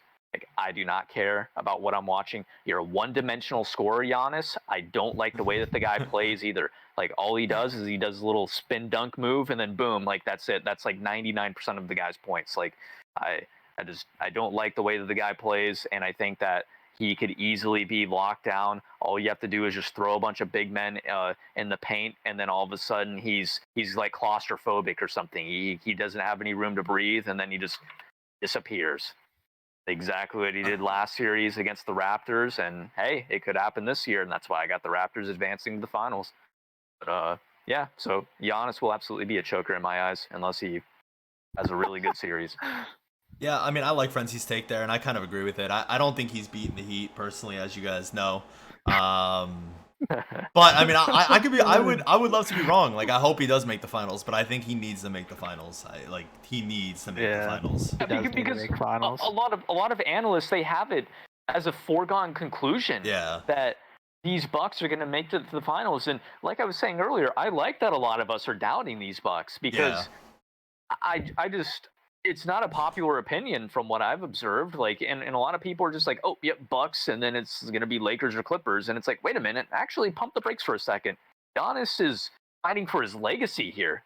Like, he could be a choker, and this is not an easy title to get rid of. Even if you aren't a real choker, even if you just have like one bad series, you will have that choker label like just carrying around like on your back, like just having like some monkey on your back like the entire time that you're like playing basketball for like years and years on your career. And I think that the only thing that can really erase it is a championship. Yeah, so, I mean, it's kind of extreme, but I agree. I mean, like, if everyone has got them just going to the finals, if you don't make it, I mean, yeah, I think choker is going to be 100% part of his name now. Yeah, I mean, dude, look at Curry. Like, that 3-1 lead, and a lot of people have labeled him a choker, and Curry has a million times more clutch moments than Giannis. So, I think Giannis will be labeled as a choker. What playoff like clutch moment or clutch game has the guy had? Like, I don't think that they've really had any adversity in the series that they have won, and then like whenever they've lost, he just disappears. It's like where did he go? And not many people talk about it, just like Harden too. Like, whenever Harden loses in his playoff series, it's just like, oh, I don't know if people are just so numb to it because it happens so frequently, or like if it just, oh yeah, it's not LeBron, it's not Curry, doesn't matter. Like, and just move on from it. But yeah. Well, I think that we should definitely get into one of the juicier topics here. Who was the better team, the 2015 Warriors or the 2008 Celtics? Now, I know you and Broski are really passionate about this topic, so I think that you guys should duke this one out if you guys have different opinions. I wouldn't say that I'm passionate about this whatsoever because I don't even really like the Warriors, but I do think that they are better than the 2008 Celtics. Broski, are you even there? Yeah, of course, and I'm ready to hear your take on this. Oh, you want to hear mine first? Oh, I'd love to hear yours first. Okay, so like, for one, the 2015 Warriors, a lot of people like really kind of dismiss them just because like, oh, well, Henry they beat a Cavs team that was very depleted with Kyrie and Kevin Love, and if it wasn't for Kyrie going down, then the Cavs probably win that series. And yeah, I agree with that. I agree. I 100% agree, and I picked the Cavs to win that series before it even started. However, that doesn't take away from the fact that one, the Warriors still did win, but they also won 67 games in that regular season, which was more than the Celtics won. They won 66 games. The Warriors won 67 in a much harder conference known as the West, and the Celtics played in one of the weakest Eastern conferences of all time. Like, it was so weak that year. And anyways, not only that, but the Warriors were number 1 defensive rating, and the Celtics were also number 1 defensive rating, which is the 2008 Celtics. Like, oh, they're so gritty and good on defense or something. But wait, the Warriors were also number 1 on defense in their year also. So like, what are we just going to kind of dismiss that as if it's like not a real thing or something? Because it did happen. And not only that, to go with their number 1 defensive rating, they were number 2 in offense as well. Meanwhile, those 2008 Celtics, they were number 10 in offense. Pretty big drop off there, right? But hold on, I still have more. Number 1 in points per game for the 2015 Warriors, and the Celtics were number 11. And again, very drop off. That's pretty steep. And then the Warriors were also number 1 in pace. What the? Like, I'm sensing a pattern here. It's almost as if they were consistently the best team that season. Well, and pace doesn't dictate how good they were. It just shows how fast they played. That doesn't mean that. Yeah, okay, but I mean, okay. And then the Celtics were number 19. But regardless, like these Warriors are winning like out over every team in the league on like all of these different metrics. But we'll get away from that talk, since we obviously don't want to talk about that as much. But another point that a lot of Celtics people will say is, oh, well, the Celtics bench was like so stacked. We had like Posey and all these people on the bench, or and Eddie House. Like, holy crap, our bench was so like stacked with veterans. Like, actually, wait a minute. The Warriors bench was actually arguably more stacked, because they had that guy, Andre Iguodala, that won Finals MVP that year? Yeah, they had that guy. And was he an all-star before? Oh, yeah, he was an all-star. And hold on a second. They had Livingston, who, I don't even know how that guy was a bench player, to be completely honest. And then they had Barbosa. So not only are they, like, just kind of names that you guys are familiar with, but these guys were dudes that had made deep playoff runs before. Like, Iguodala had been in the playoffs a couple times, and Barbosa had been on those Phoenix Suns team led by Steve Nash. And I think he was he like the third? He was a sixth man on the team, or Barbosa was the 6th man of the year before. 6th man of the year, yeah. Like, I mean, so I don't know how you can really say that the Celtics bench was like so much better than those Warriors. Like, if anything, I think the Warriors, once again, they get another check in another category. So that's 3 checks for the Warriors so far, from what I've seen. And then let's see. Keep going. The keep Warriors. So the Warriors like played against a Cavs team that was like so depleted. It was just LeBron and a bunch of bums or something. But wait, LeBron, like, yeah, sure, they did, and so did the Celtics. But the Celtics played against a young, and his IQ, LeBron's IQ, was not as developed, and yet for some reason they were pushed more games. They were actually pushed so far to the point where they nearly lost that series. And then the Warriors, they played against a LeBron that was still arguably in his prime, and he was a 2-time champion veteran with 5 finals appearances. And on top of that, his IQ was known as the highest in NBA at the time. So again, they arguably played against a better version of LeBron. So once again, another check for the Warriors. Keep it coming. Let's look at some more. Let's look at some more. Okay. I'm ready for it. Let's go. All the homework. Just keep it coming. I'm ready. I'm ready for all these points. But the Celtics, like, look at this. Their coach, it's so good. Like, Doc Rivers. I get it. Doc Rivers is a good coach. Nobody's going to deny that. He's a great coach in the NBA. But so Steve Kerr. Wait, wasn't Steve Kerr coached by Phil Jackson and Greg Popovich and Phil Jackson? Those are the 2 greatest coaches, like, of all time, potentially, in NBA history. And he was coached by both of them, and he's a 4-time champion as player, or 3-time champion as player, or something like that? Or wait, five-time champion. Yeah, that's what it is. Oh, Yeah, that's interesting. five-time champion as Doc player. Rivers was too. That's really interesting though. But keep it coming. Oh, Doc Rivers won 5 championships as a player. Oh, he was coached by Pop. Oh, he was coached by Pop. Keep it coming. But he did not win 5 championships as a player. That is not true at all. 1996. Guess what? Guy got coached by Greg Popovich. Oh, yeah, he got coached. He got coached while he started for 0 games that year and scored 4 points a game and retired. Well, let's see. Doc Rivers Anyways, was also coached by Pat Riley. By Pat Riley, who has like how many championships? Oh, okay. Oh, yeah. Doc Rivers was never coached by any good, never coached by any good coaches. Got coached by Pat Riley and Greg Popovich. Okay, well, let's keep it coming. I'm ready to refute all of these points, and keep them coming. So Doc Rivers was coached by Pat Riley, and Steve Kerr was coached by Phil Jackson. And we're gonna bring up coaches whenever. Coached by. Okay, yeah, I'll let you finish. Both coached by Greg Popovich as well. All right, fair enough. But Steve Kerr won a championship and another championship and another championship and had 73 wins the year that they didn't win the championship. So I don't know. I think it's safe to say that if anything, it's a stalemate there. I'll give you that. It's a stalemate. And hey, wow, for once the Celtics didn't take a fat L. All right, so now we're moving on to the Warriors, who have the greatest shooter of all time on their team. They had more wins than the Celtics did in a much harder conference. And the Warriors beat the Pelicans, led by AD, in far less games. Actually, wait a minute. Didn't even drop a game against the AD-led Pelicans. And hold up. Celtics went 7 games against a 37-win Hawks team? The fuck is that?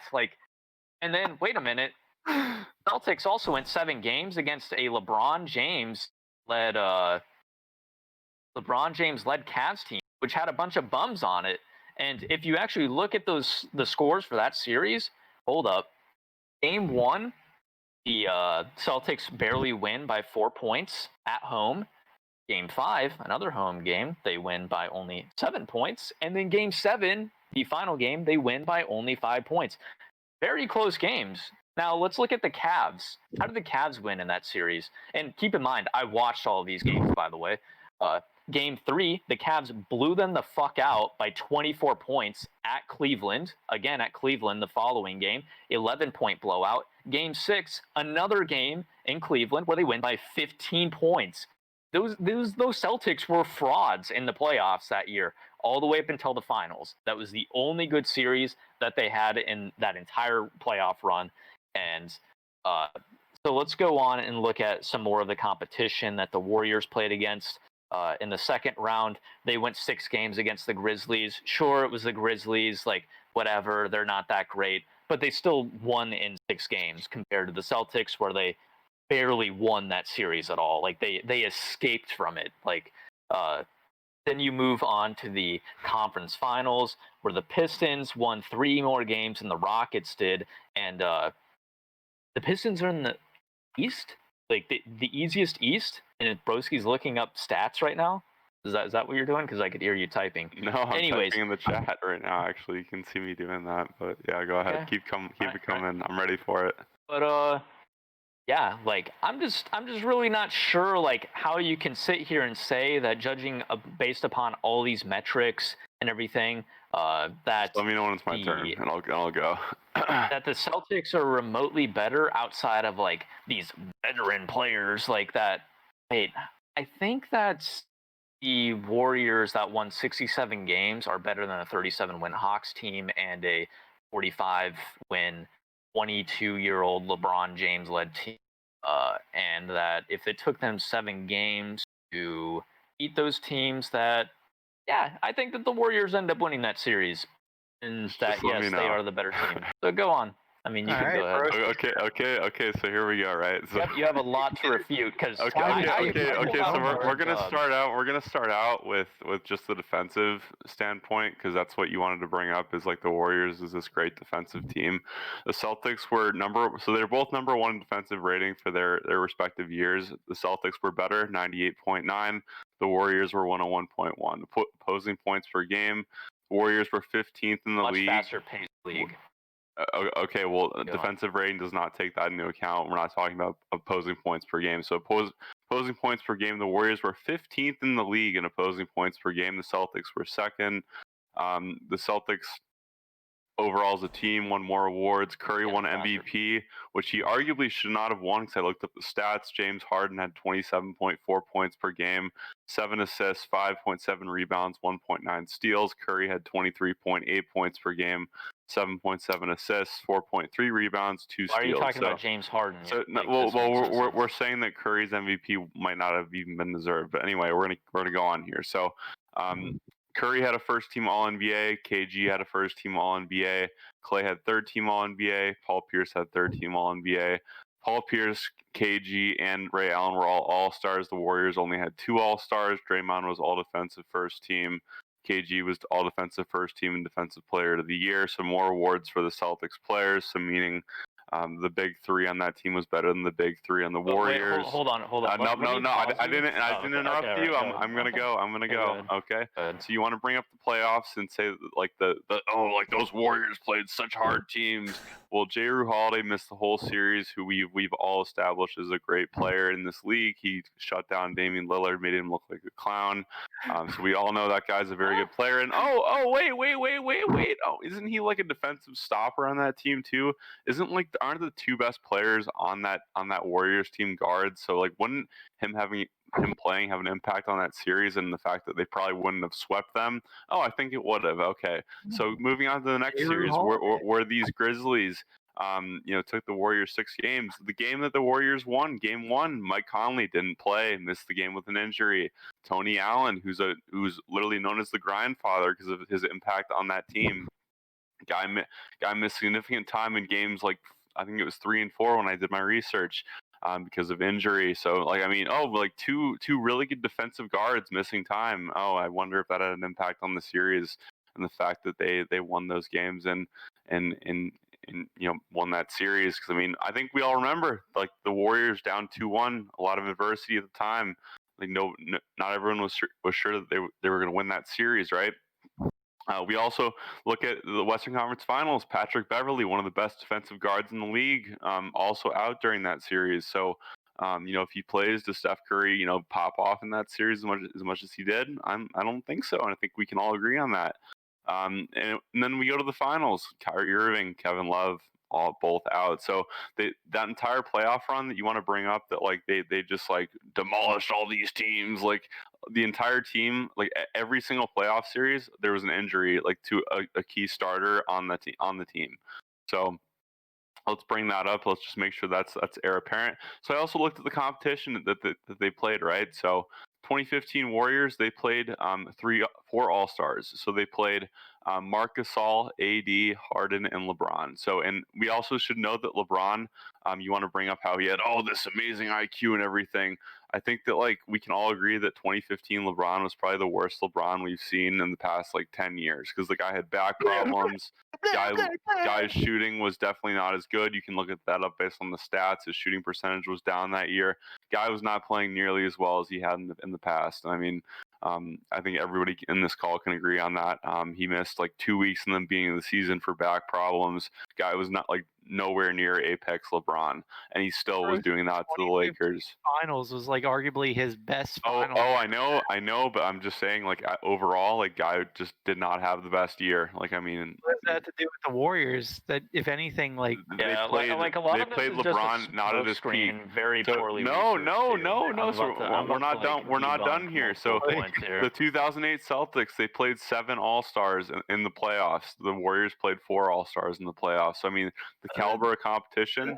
I mean, if you look at that, I mean, you have Joe Johnson made the All-Star game that year on that apparently just shit Hawks team. Apparently, team just had no talent. Apparently, 7 wins. Well, guess what? The DerBroski. Blazers like 33 wins this year. I guess they're a shit team too. Anyway, Chauncey Billups, Rip Hamilton, Rasheed Wallace all made the All-Star game that year. So 3 All-Stars that they played in the Western Conference Finals.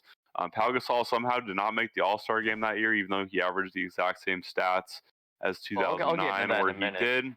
I'll tell you. They beat 2 top 10 players of all time in that playoff run. I mean, the Warriors, yeah, you can say they beat LeBron. Like, cool. The guy literally was playing with Matthew Dellavedova on his team. I mean, that Cavs team won 66 games the next year, so I'm not gonna. That's neither here nor there.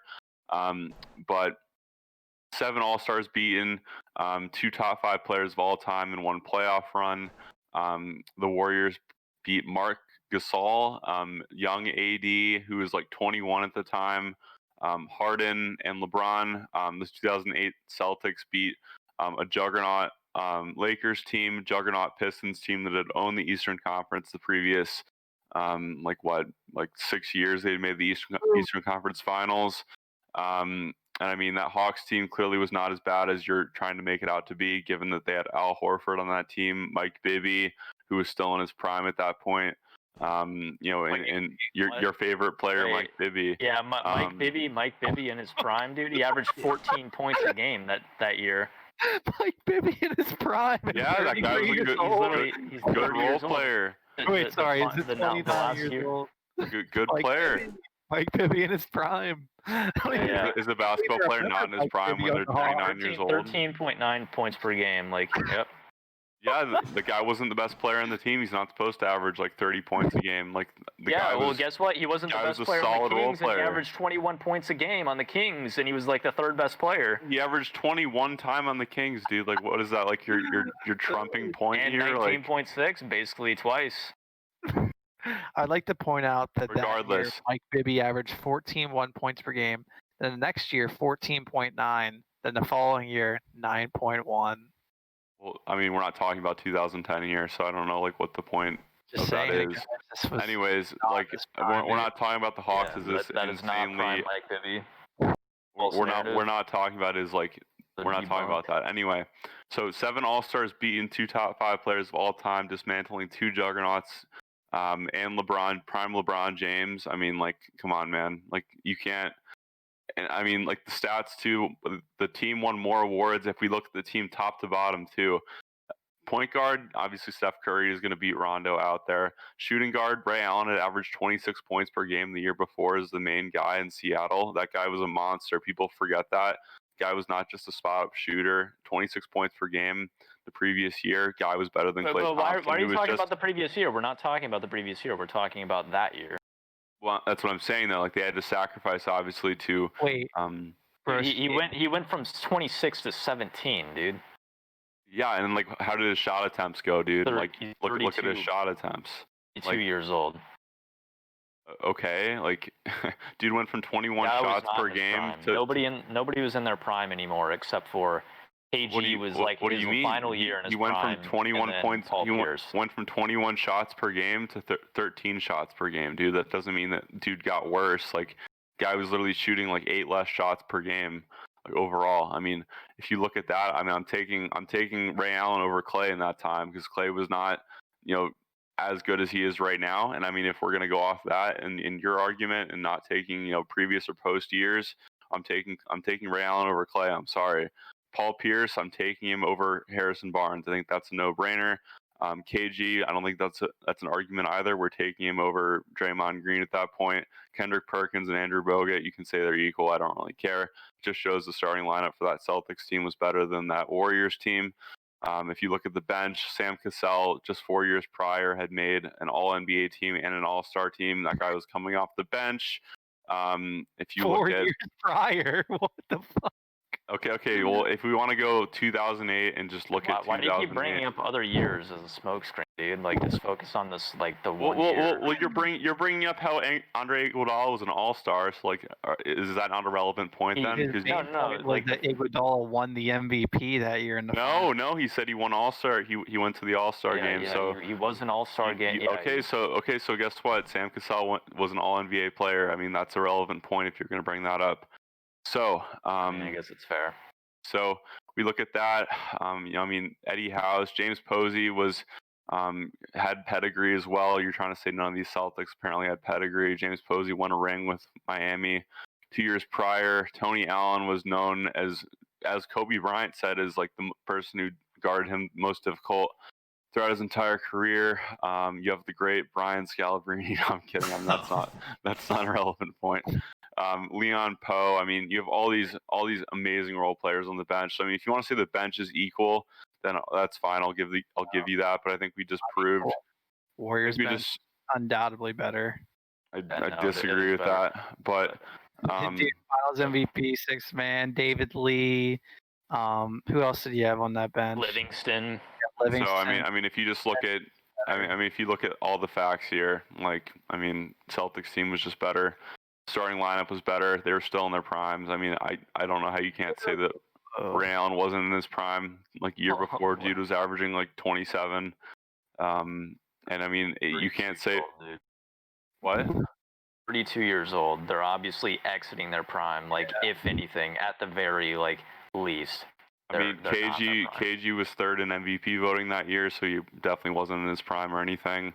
Paul Pierce. That was like his last really good year. Okay, well, I mean, like, they're still really good years. Though. You can't just say like they're not in their prime anymore and they suck. Like that's. I mean, not saying they suck, but it's like arguably like they like I look at all those guys like the big three and they're like all exiting their prime really. I mean, if we look at Ray Allen, for example, here, 2007 guy literally posted better shooting percentage. Let's see.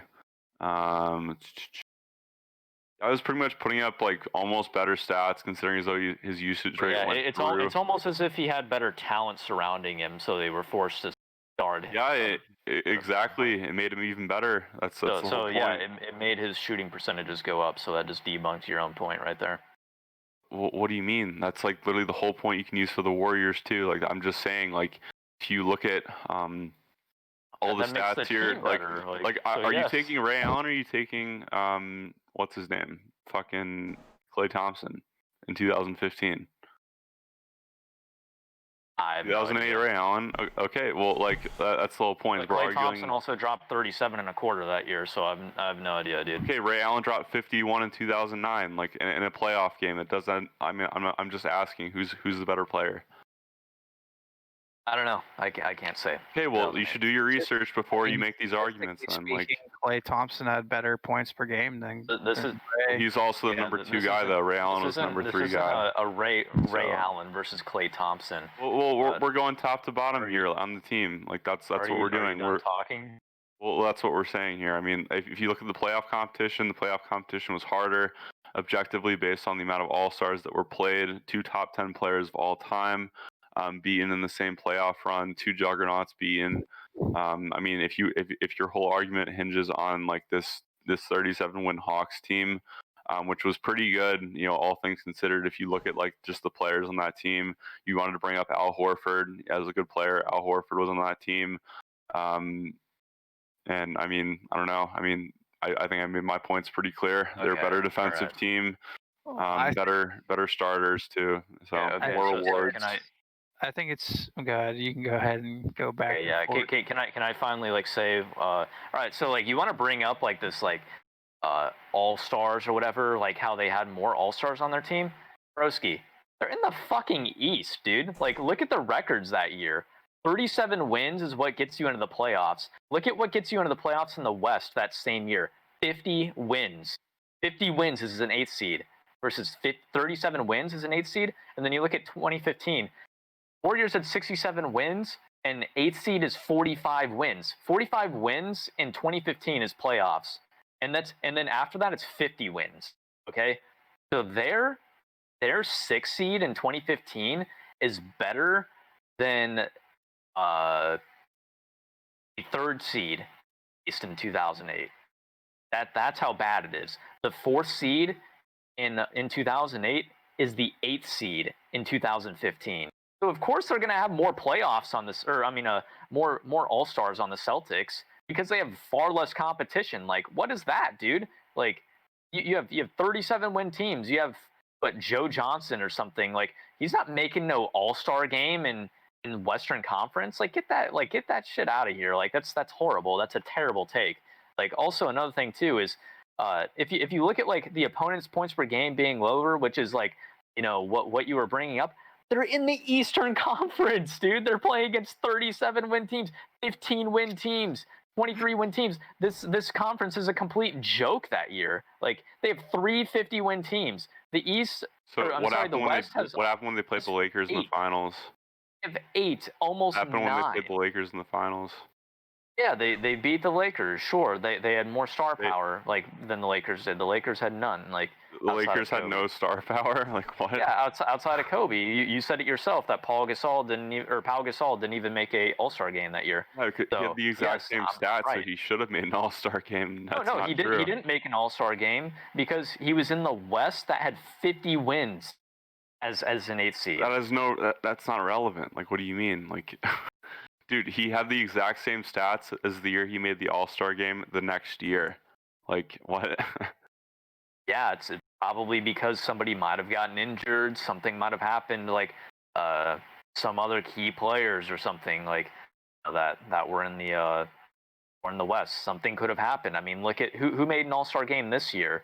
Devin Booker or something, like, and he didn't deserve it or something, or who made an All-Star game? Was it Devin Booker? Yeah, he got the sympathy vote. Okay, yeah, exactly. Like that crap happens all the time, dude. This isn't new. You should know this. And then, so anyways, that's like 2 really bad ones. And you're sitting here trying to say that 2015 LeBron was like one of the worst LeBrons that we've ever seen or something like that. Whenever it's like, dude, that was literally like arguably his best finals. Like I'm sure that VSAT, if you nowhere ask him, near he his thinks best that finals, dude. He put up Dude, insane numbers. Nowhere near his Dude, best finals. You smoking that's crack? crazy, That was dude. easily his best finals. Like that is yeah, arguably his best. I don't know if it is his best, but it's definitely top like 3, 100%, no doubt. Like probably even top 2. Like I'd say that it's top 2 actually. I mean, from sheer numbers, sure, but guy shot like under 40% from the field, Dude, but you're like, just looking at stats. You're looking at stats. You're looking at just stats. What do you mean? I watched those finals, the dude. entire game. Broski, you control mean? the entire game as the only guy. Like literally, Matthew Dellavedova is your second best. Yeah, Matthew Dellavedova in game 1 towards the end, or maybe it was game 2. He couldn't even take the ball up half court because he was getting pressured so much. They had to have LeBron James do it every time. Like he had to be the guy that took the ball up court like a point guard. Like it just like he couldn't rely on anybody else because they were that bad. And he was the one that was reining the clock down like every time to 0 seconds before shooting a shot, just trying to control the tempo as much as possible. And also another thing too is like those Warriors, I'm sorry, but like those 2008 Celtics, they're playing games that are like very like low scoring for the most part, like maybe reaching like 100 points outside of the game 7 or game 6 or whatever, where they just completely clapped the Lakers. Like it's like some of those games are going like 80 points and stuff. Those Warriors, that is not happening against them. Like if they get red hot, they're dropping an easy 120 on you, and it's just there's nothing you can do about it. Good offense will always beat good defense at the end of the day. Like no matter what happens, it doesn't matter. Like if you have your armpit in the guy's face, they will still make the shot if they're good enough. And Steph Curry, Klay Thompson, those are 2 guys that, whenever they get cooking, nobody gets hotter than them. Like, maybe like I guess KD or something. But I mean, we've seen Klay, like I said, that same year he went off for 37 points. So I mean, you could sit here and talk about like, oh yeah, well, Ray Allen is like arguably better than Klay Thompson or something, and like Kevin Garnett is better than Curry or whatever. But like, I mean, there's a reason why this team was as good as it was that year, and all of these metrics. There's a reason why that Celtics team was taken 7 games by a 37 win Hawks team. That's just embarrassing. Like 37 wins that year gets let's see, 8th, 10th, 11th. Oh wow, 12th seed, the West, 2015. That's what 37 wins gets you. They would be a 12th seed. Okay, again, like you're saying your entire argument hinges on this 37-win Hawks team. No, it doesn't. I literally just brought up literally like 5 different things. Like, did you not hear anything that I just said outside of that? Like, No, like that's like literally what your entire argument hinges on, though. That's the thing, is like you've been talking about like seeding in the West and like this Hawks team for probably. I mean, like if you want to say like, okay, we'll take Joe Johnson out of the equation here. They still played LeBron. They still play a perennial juggernaut in that Pistons team. But the Pistons team got trounced by LeBron the year before in the same amount of games, and LeBron had no help. He still beat him like, in the what same. What are you talking about? Trounced. They're a perennial juggernaut. Yeah, dude. Yeah, what does that even juggernaut. mean, broski? Like they literally lost in the same amount of games to LeBron James, who had no help the year before that. So I don't know what you're talking about. I mean, like we're talking about Rasheed Wallace, Chauncey Billups, Rip Hamilton, like Ben Same guys Wallace. that got clowned by LeBron. That whole team is a juggernaut. Like I'm sorry, like you can't say that's like not a juggernaut team though. Like they aren't. Like they were just a good team. They weren't like this amazing team. They were definitely a good team. They won 59 games that year. They were a good team. They were number one in points per game. They're not a juggernaut. Allowed. A juggernaut is like a Warriors or they a were Heat, like they were number one overall in opposing points per game allowed. They were 4th in defensive rating, 6th in offensive rating. They won 59 games. Broski, no one's saying a 2 seed's a fucking juggernaut. Yeah, and they're in the East too. No one's sitting here calling the Clippers this year a juggernaut. They're a really good team, but like a juggernaut, like when I hear the word juggernaut, I hear in the East James. They were a juggernaut. Like what do you? They had been the 6 straight Eastern Conference Finals, dude. That team they've been beating up on bums in the East, and they're a juggernaut. Yeah, beefing their stats, yes, beefing up their stats and their pace and their points per game, like opponents' points per game allowed. Sure, I mean it's easy to average big points per, hold your opponents to like low points per game whenever 37 wins gets you playoffs in the East. 50 wins that year is the West. Like, of course. That team, man. I mean, I told you who was on that team. Good players, man. I mean, I don't really need to say much else about that. I just want to say the last thing that I'm going to say about this is, for anybody listening to this podcast, Broski is a quote-unquote Celtics fan.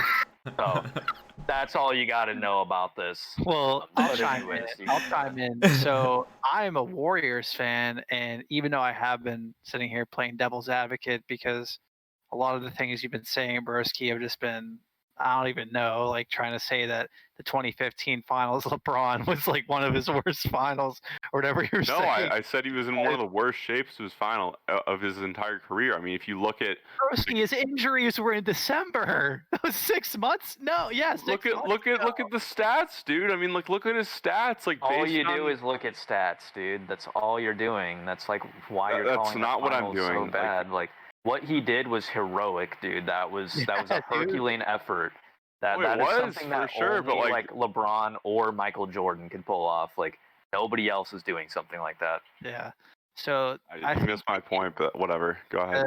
The main thing I look at with these both teams is you can't take away what the Celtics did. Like as embarrassing as it is that they got pushed 7 games by a 37-win Hawks team, which is very embarrassing. Like I don't know how they let that happen. And then they didn't dominate really anybody until that game 6 versus the Lakers. They went 7 games back-to-back rounds, first and second round. They went 6 games with the Pistons. They won 6 games with the Lakers.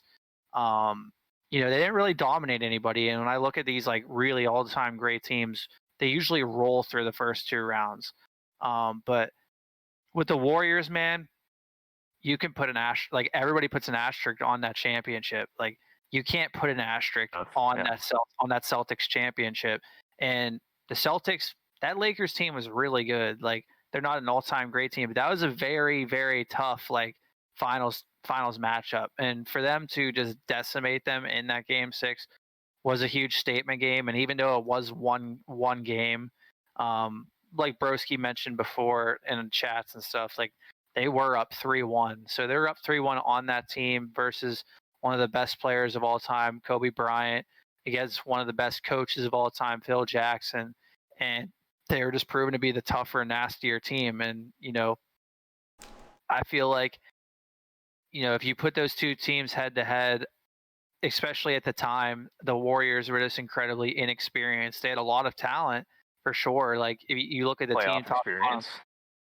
Yeah, playoff experience. They had no play. They had very very little playoff experience. The furthest they went in those years before then was the second round against the Spurs.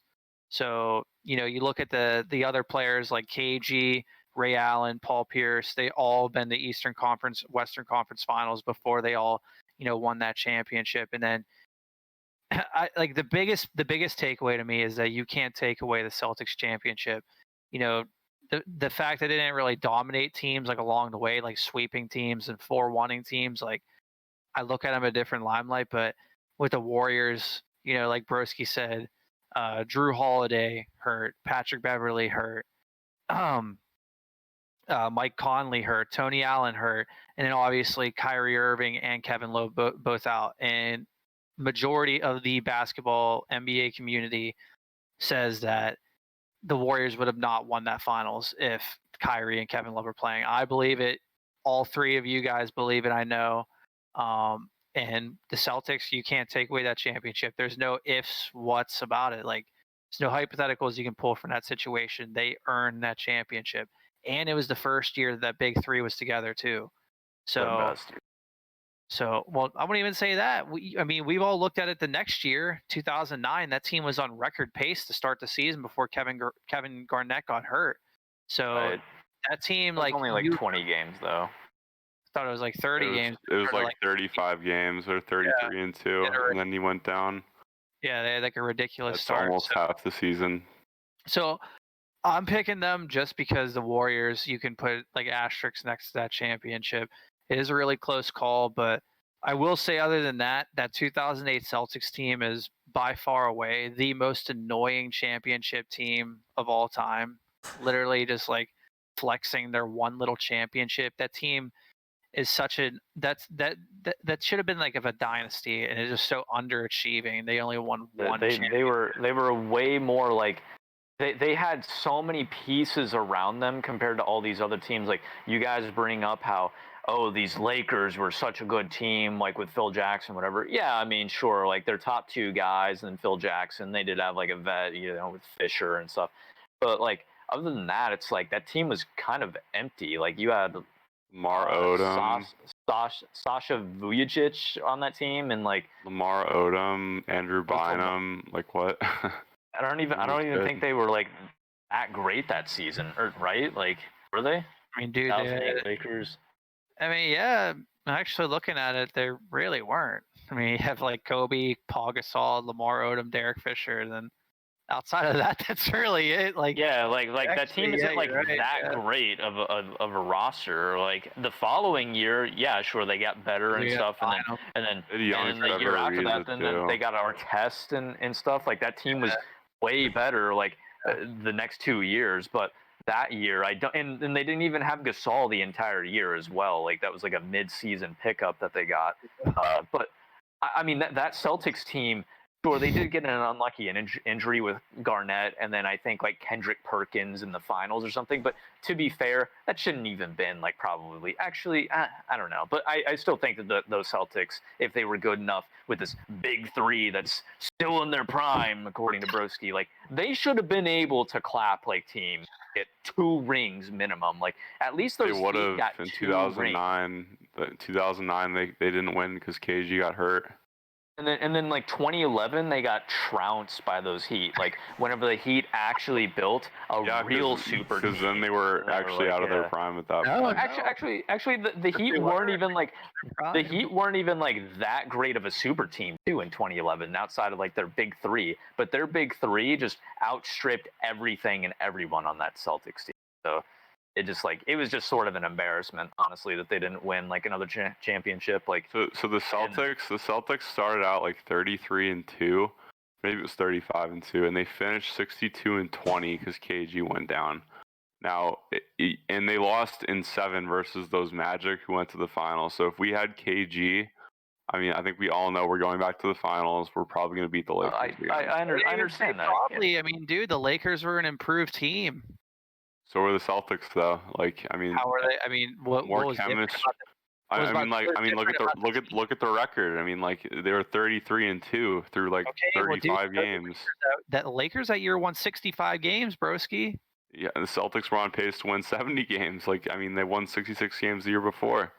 Well, I mean, broski, like, that's a hypothetical. Like, are they going to win 70 games? Like, the Lakers actually won 65 games, and they added other key role players to that team, and a full year of Paul Gasol being on a team. So, I'm not going to sit here and I say mean, the Celtics are just going to roll through the Lakers when the Lakers are a better team. I mean, that's objective though. Like, I mean, or subjective. Sorry. I mean, you could say, like, sure, like, okay, yeah, they're a better team, but the Celtics had more chemistry at that point. They had played together for an entire year. They were obviously on a better win pace. That's like saying the 2016 Warriors aren't as good as the 2015 Warriors. Like, that makes no sense. It was pretty much the exact same team. Like, and they were winning more games because they had better chemistry, because they were under the system for an additional year. They'd played together under that system another year. I mean, like, that's kind of a stupid take, But in my they're opinion. in a way harder conference, dude. No, like no. And the Lakers won end of 65 games. These Lakers won 65 games in a fucking tough ass West. Yeah, just no. Like, what is put down on that one? Like, that's like those wins. The Cavs won 66 games that year. That's how easy it was. Enough said. Won the same amount of games. No, Broski, just why? no.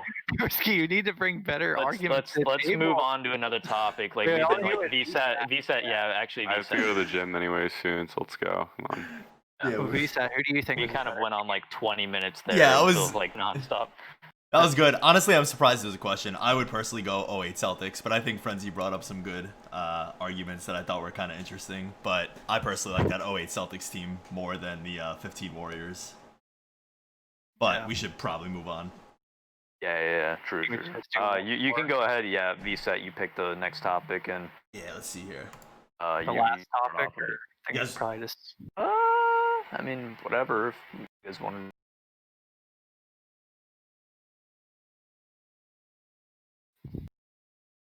I kind of like this one, honestly.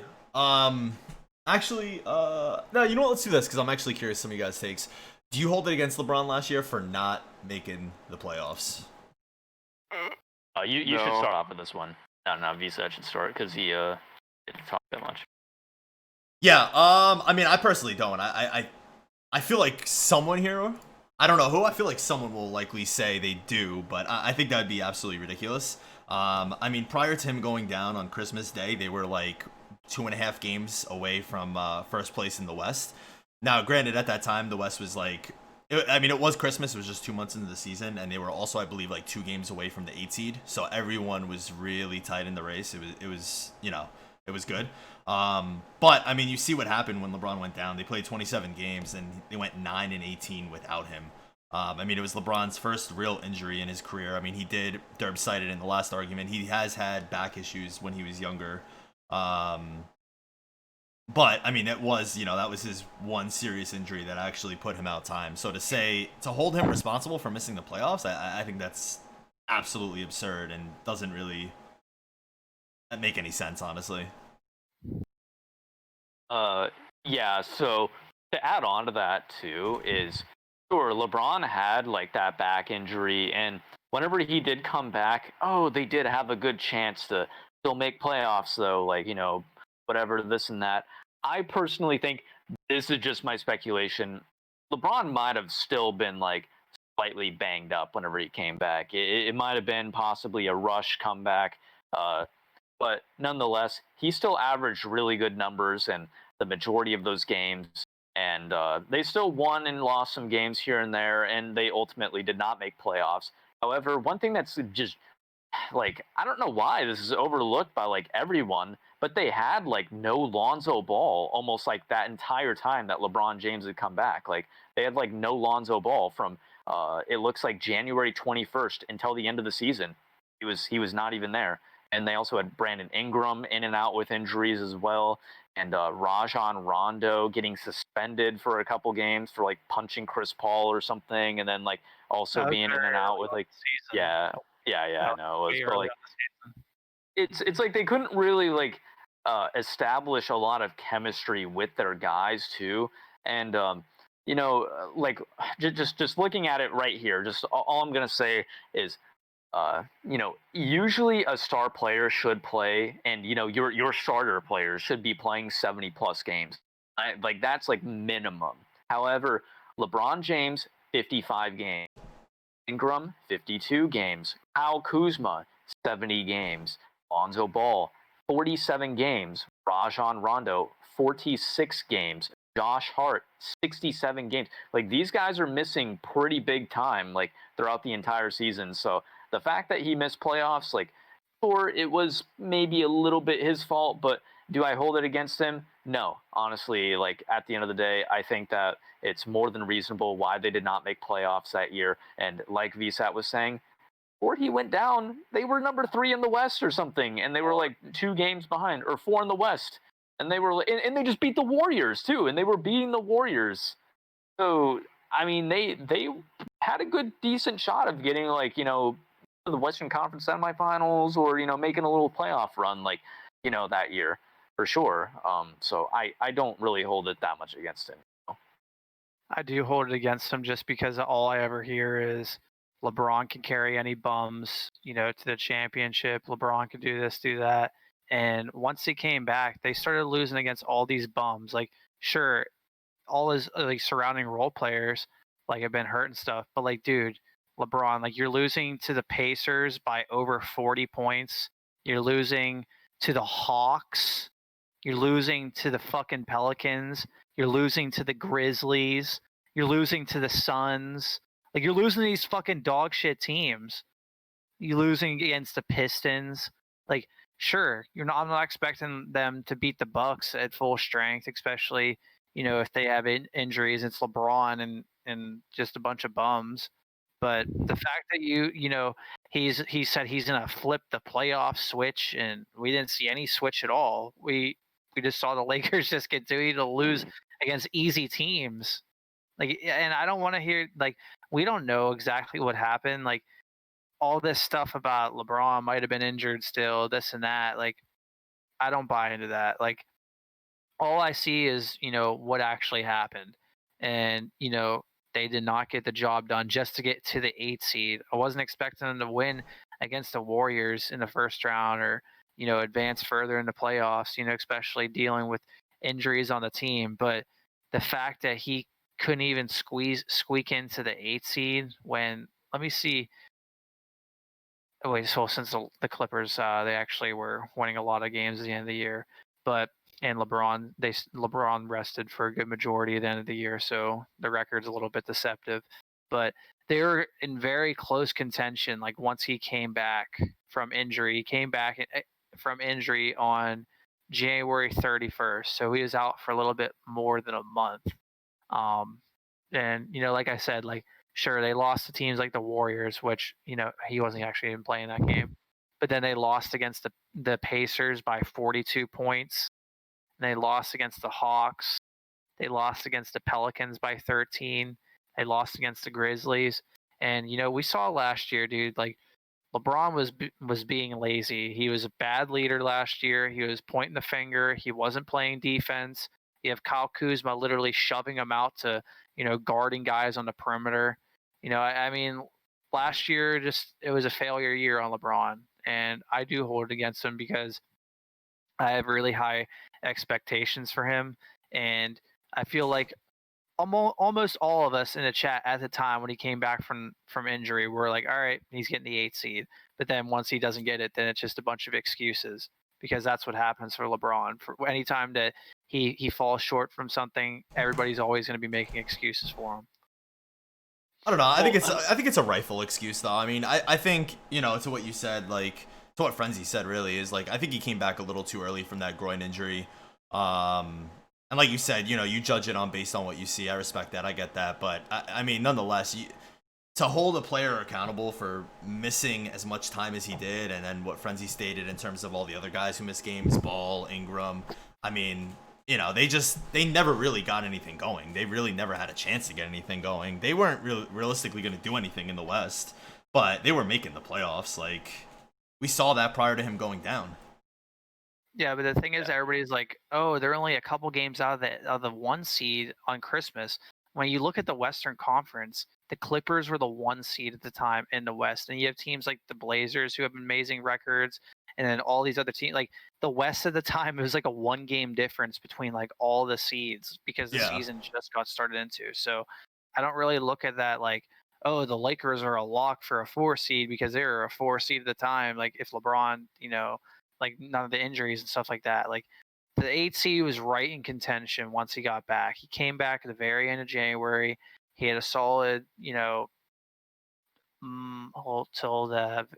a solid like 2 months to go after the 8 seed, and just failed. So, well, like another thing too is, I mean, like I admittedly didn't actually. Normally, I will say that I watched like these games or something if I actually did, but I admittedly only watched maybe like not even half of these games. However, just like looking at pulling at Broski and just looking at the box score on a lot of them, he's putting up good numbers. Like at the end of the day, like these are good numbers.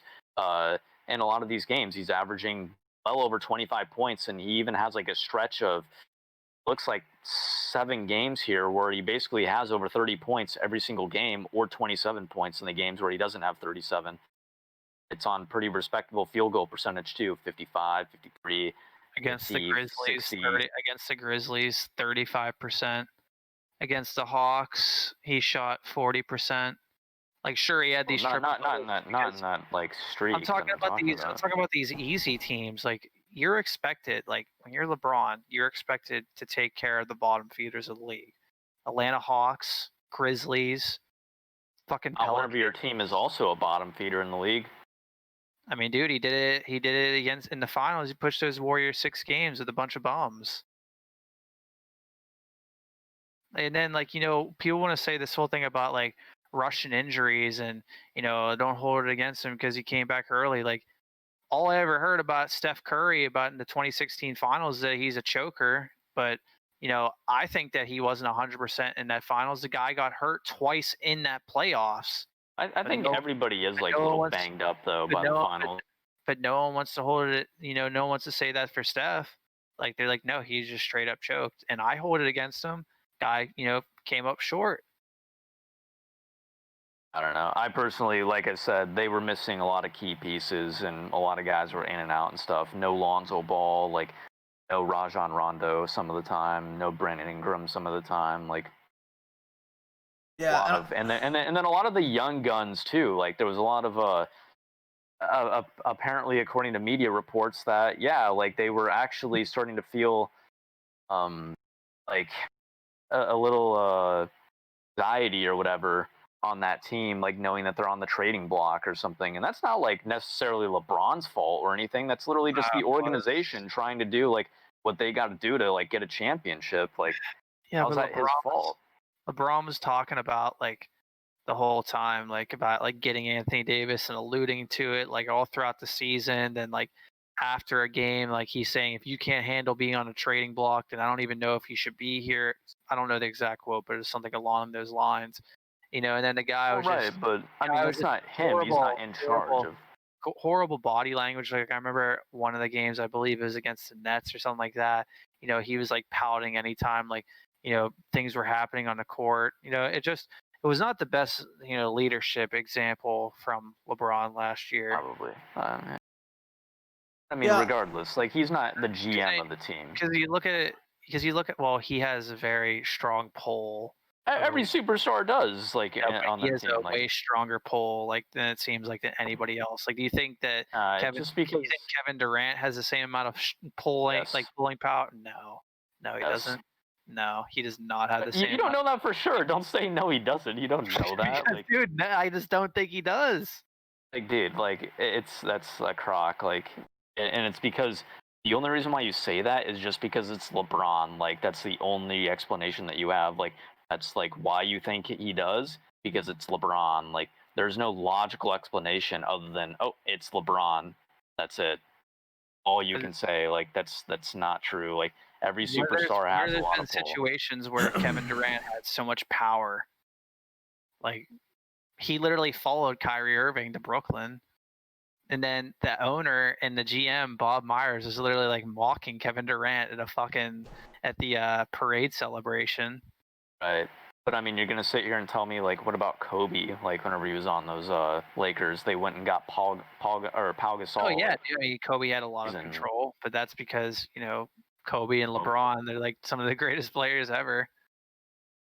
Like Kevin Durant just doesn't have that pull because Kevin Durant is, he's not like a really good leader. I think every star player does. Like, look at Paul George. Like, the guy literally told Indiana, like, hey, get me another star player. And then like, nah, we're too much of a small market team. We can't. And then he's like, okay, get me the fuck off this team. Boom, done. Happened. Well, yeah, I mean, any player has control like about asking for a trade request, but in terms of like, like getting key role players stuff, like, dude, like after the LeBron Cavs his first like 6 years in Cleveland. after the Cavs won the 2016 finals, he like made sure that like J.R. Smith and Tristan Thompson were getting big money contracts, and just making sure that people were getting. Yeah, dude, he did, and look at these guys that the Lakers are getting. You got guys that LeBron played with before: J.R. Smith, Dion Waiters. They need somebody to replace their other guard. That shouldn't be LeBron's fault either, though. I mean, like, I agree. He definitely pushed them to get big contracts, but that just shows how just like Cleveland's got to put their foot down. I'm not holding against LeBron. I'm just saying. I'm just using it as an example of how much power he has in an organization. Yeah, like but he has so much. Every superstar does, though. He does not. None of these superstars have the same amount of authority as LeBron does. The only other player that I can see, like maybe in like the past, like that comes close is Kobe, and even still, I don't think Kobe had the level of power that LeBron has. Like that's the reason why LeBron left Miami is because like Pat Riley wouldn't just let him walk all over him. Yeah, I agree with LeBron that. calls all the fucking shots, dude. Like, and then like when Pat Riley's like, no, fuck you. Like I'm not like we're not doing whatever you say. He's like, all right, well, that was one of the reasons why he left. Not the main reason, but one of them. But at the end of the day, though, it's still not LeBron's fault. Like, he can push for it. He can have all this power, but it's up to the actual people who are in charge making the moves to actually give him the contracts at the end of the day. And look at the Magic Johnson situation. The guy handled his job horribly. Like, he was the worst person in that franchise, like, that year, in that organization. Like, worst guy.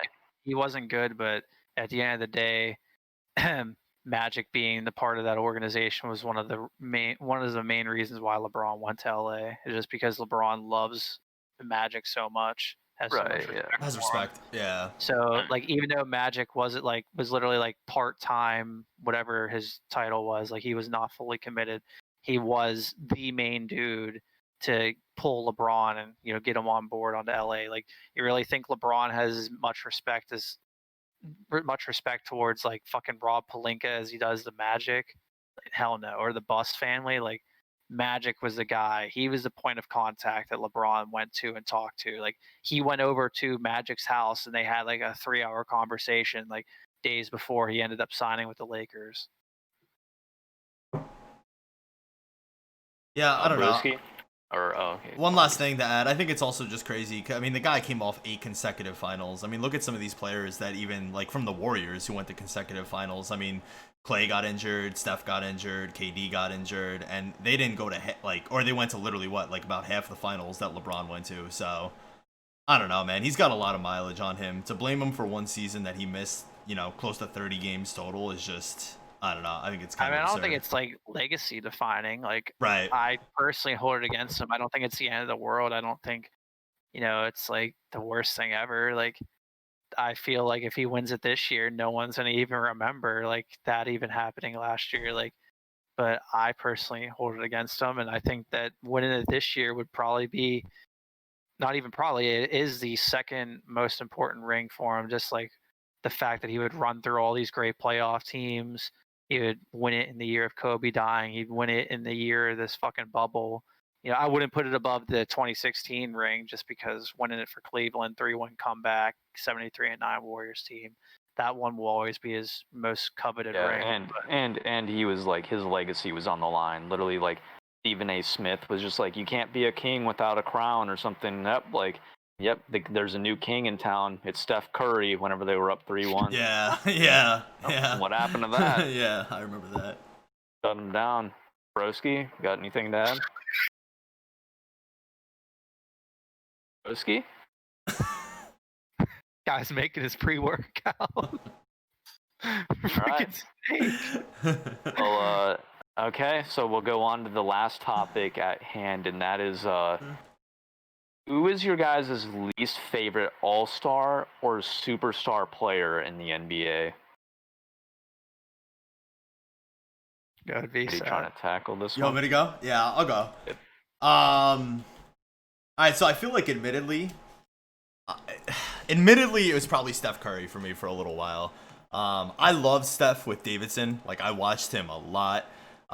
But hearing the Steph and LeBron comparisons for years and years and years, and granted, I mean, it's definitely driven by media and sports media, but I mean, that was just really annoying. The idea that Steph Curry is anywhere near the player LeBron is, I mean, he's revolutionized the game. The game has completely changed around him. He is an all-time player. He's the greatest shooter of all time. But the fact that anyone like was literally putting him in the same standing as LeBron, or kind of like Frenzy literally just referenced calling him, the new king and stuff. I mean, it's just absurd. So I honestly, I love Steph with Davidson, but that little run with the Warriors when they were going at it, it was rough. I was not a fan of it, honestly, personally. And all the showboating and stuff too, Yeah, right? Like, yeah, it was that too, and then like I don't know, LeBron always has this bad. I don't know. People always say like LeBron's arrogant, he's cocky, and meanwhile, like Steph is literally fucking just shimmying on people on middle of the court. I mean, it's good entertainment, but it was just the people just I don't know, man. The narrative with Steph just drew me crazy for a couple of years, so it was definitely Steph Curry for me. But what about currently? Just because I feel like that entire narrative just died after 2016, like is like now 3 years later, or now even 4 years later, since that narrative just got, dropped on its head. Which narrative? Like I don't think anybody like says that Steph is like LeBron level. I feel like 2016, like when he was doing all that crazy shit, like that's when it was like at the peak, and then right after the finals everybody like came to terms with like, yeah, he's not LeBron, like he's not on LeBron's level. Yeah, I guess so. I don't know. I feel like I was still feeling that or hearing that at least. I mean, I guess this is a rifle comparison, but they do, Steph Curry is definitely one of the most important players. I mean, he's changed the game, based off him alone. So, I don't know. Like I said, just even though it was KD's team, or really not KD's team, it was still Steph's team, but KD was the best player. I don't know. Just that whole run, man. Just that whole run. It was just Steph.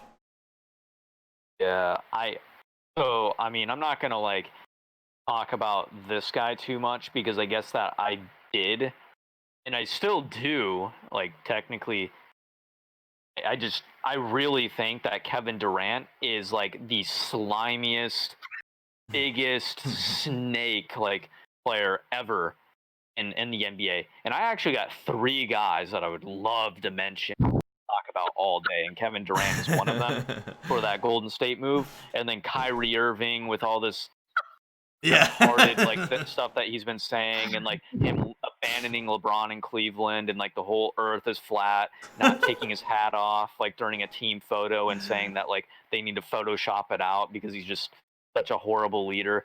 All this and that, and like abandoning Boston even though he promised that he would be there long term or something, and he just like trolled them as well.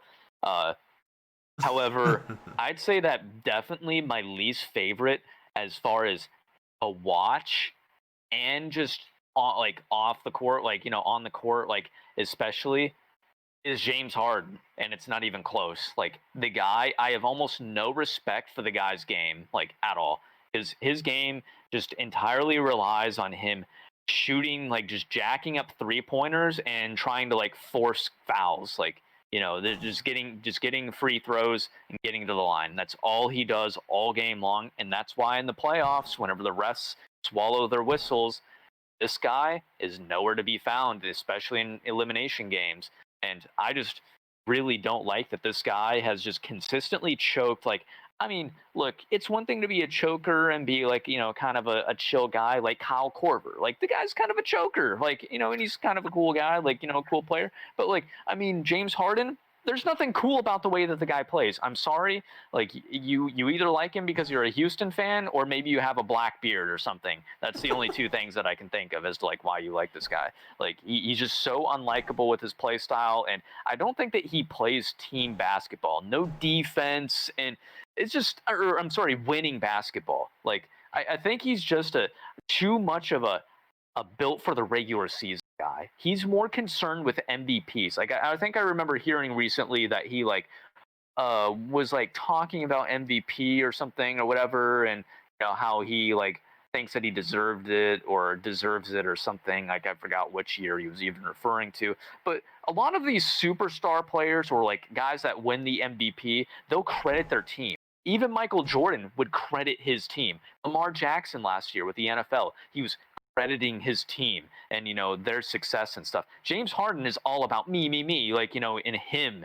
That's all he cares about, and I just don't like the guy, especially the way that he plays on the court. It's just horrible, and I hope to see this year one of the only players in the league where I will actually see it, because I just hope to see him choke really hard in the playoffs as usual, because it's funny, it's amazing, and I love seeing it. DerBroski, if you're there. I think that's a no-go. Guy's not here. DerBroski abandoned us. Okay, cool. Nice. I'm actually still here, and I'd say that my least favorite player is probably, I mean, I don't know, I love all the players, but Great. I love all the players. but God. but I'd probably have to say probably Westbrook out of everybody, just because I don't like how he doesn't play team basketball. A lot of his style is more conducive to stat padding, and I mean, I remember seeing videos where guy would just jump over Steven Adams to like get rebounds and stuff, and it's just like, Yeah. and I remember they're actually playing the Suns at the time when he was going for his triple-double season, and he was only going for those assists right at the end, like, and they weren't allowing it to happen, and it was I don't know, I just don't really agree with this play style. I don't think it's conducive to winning, and that's probably my least favorite superstar. What I remember that But 27. I'm at the gym right now, so what do I know?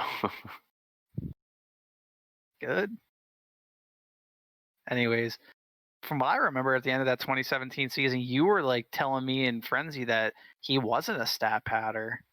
Oh, I didn't think so at the time. Good. Oh, here we go, flip flop. He admitted to another flip flop. Oh, I didn't think so, and then I saw some clips of it, and Well, you said that you watched like during that season, this triple double season, him jumping in front of teammates, but then that made you think that he wasn't a stat padder. Stealing defensive rebounds from Steven Adams, like, come on, that's your own teammate, dude.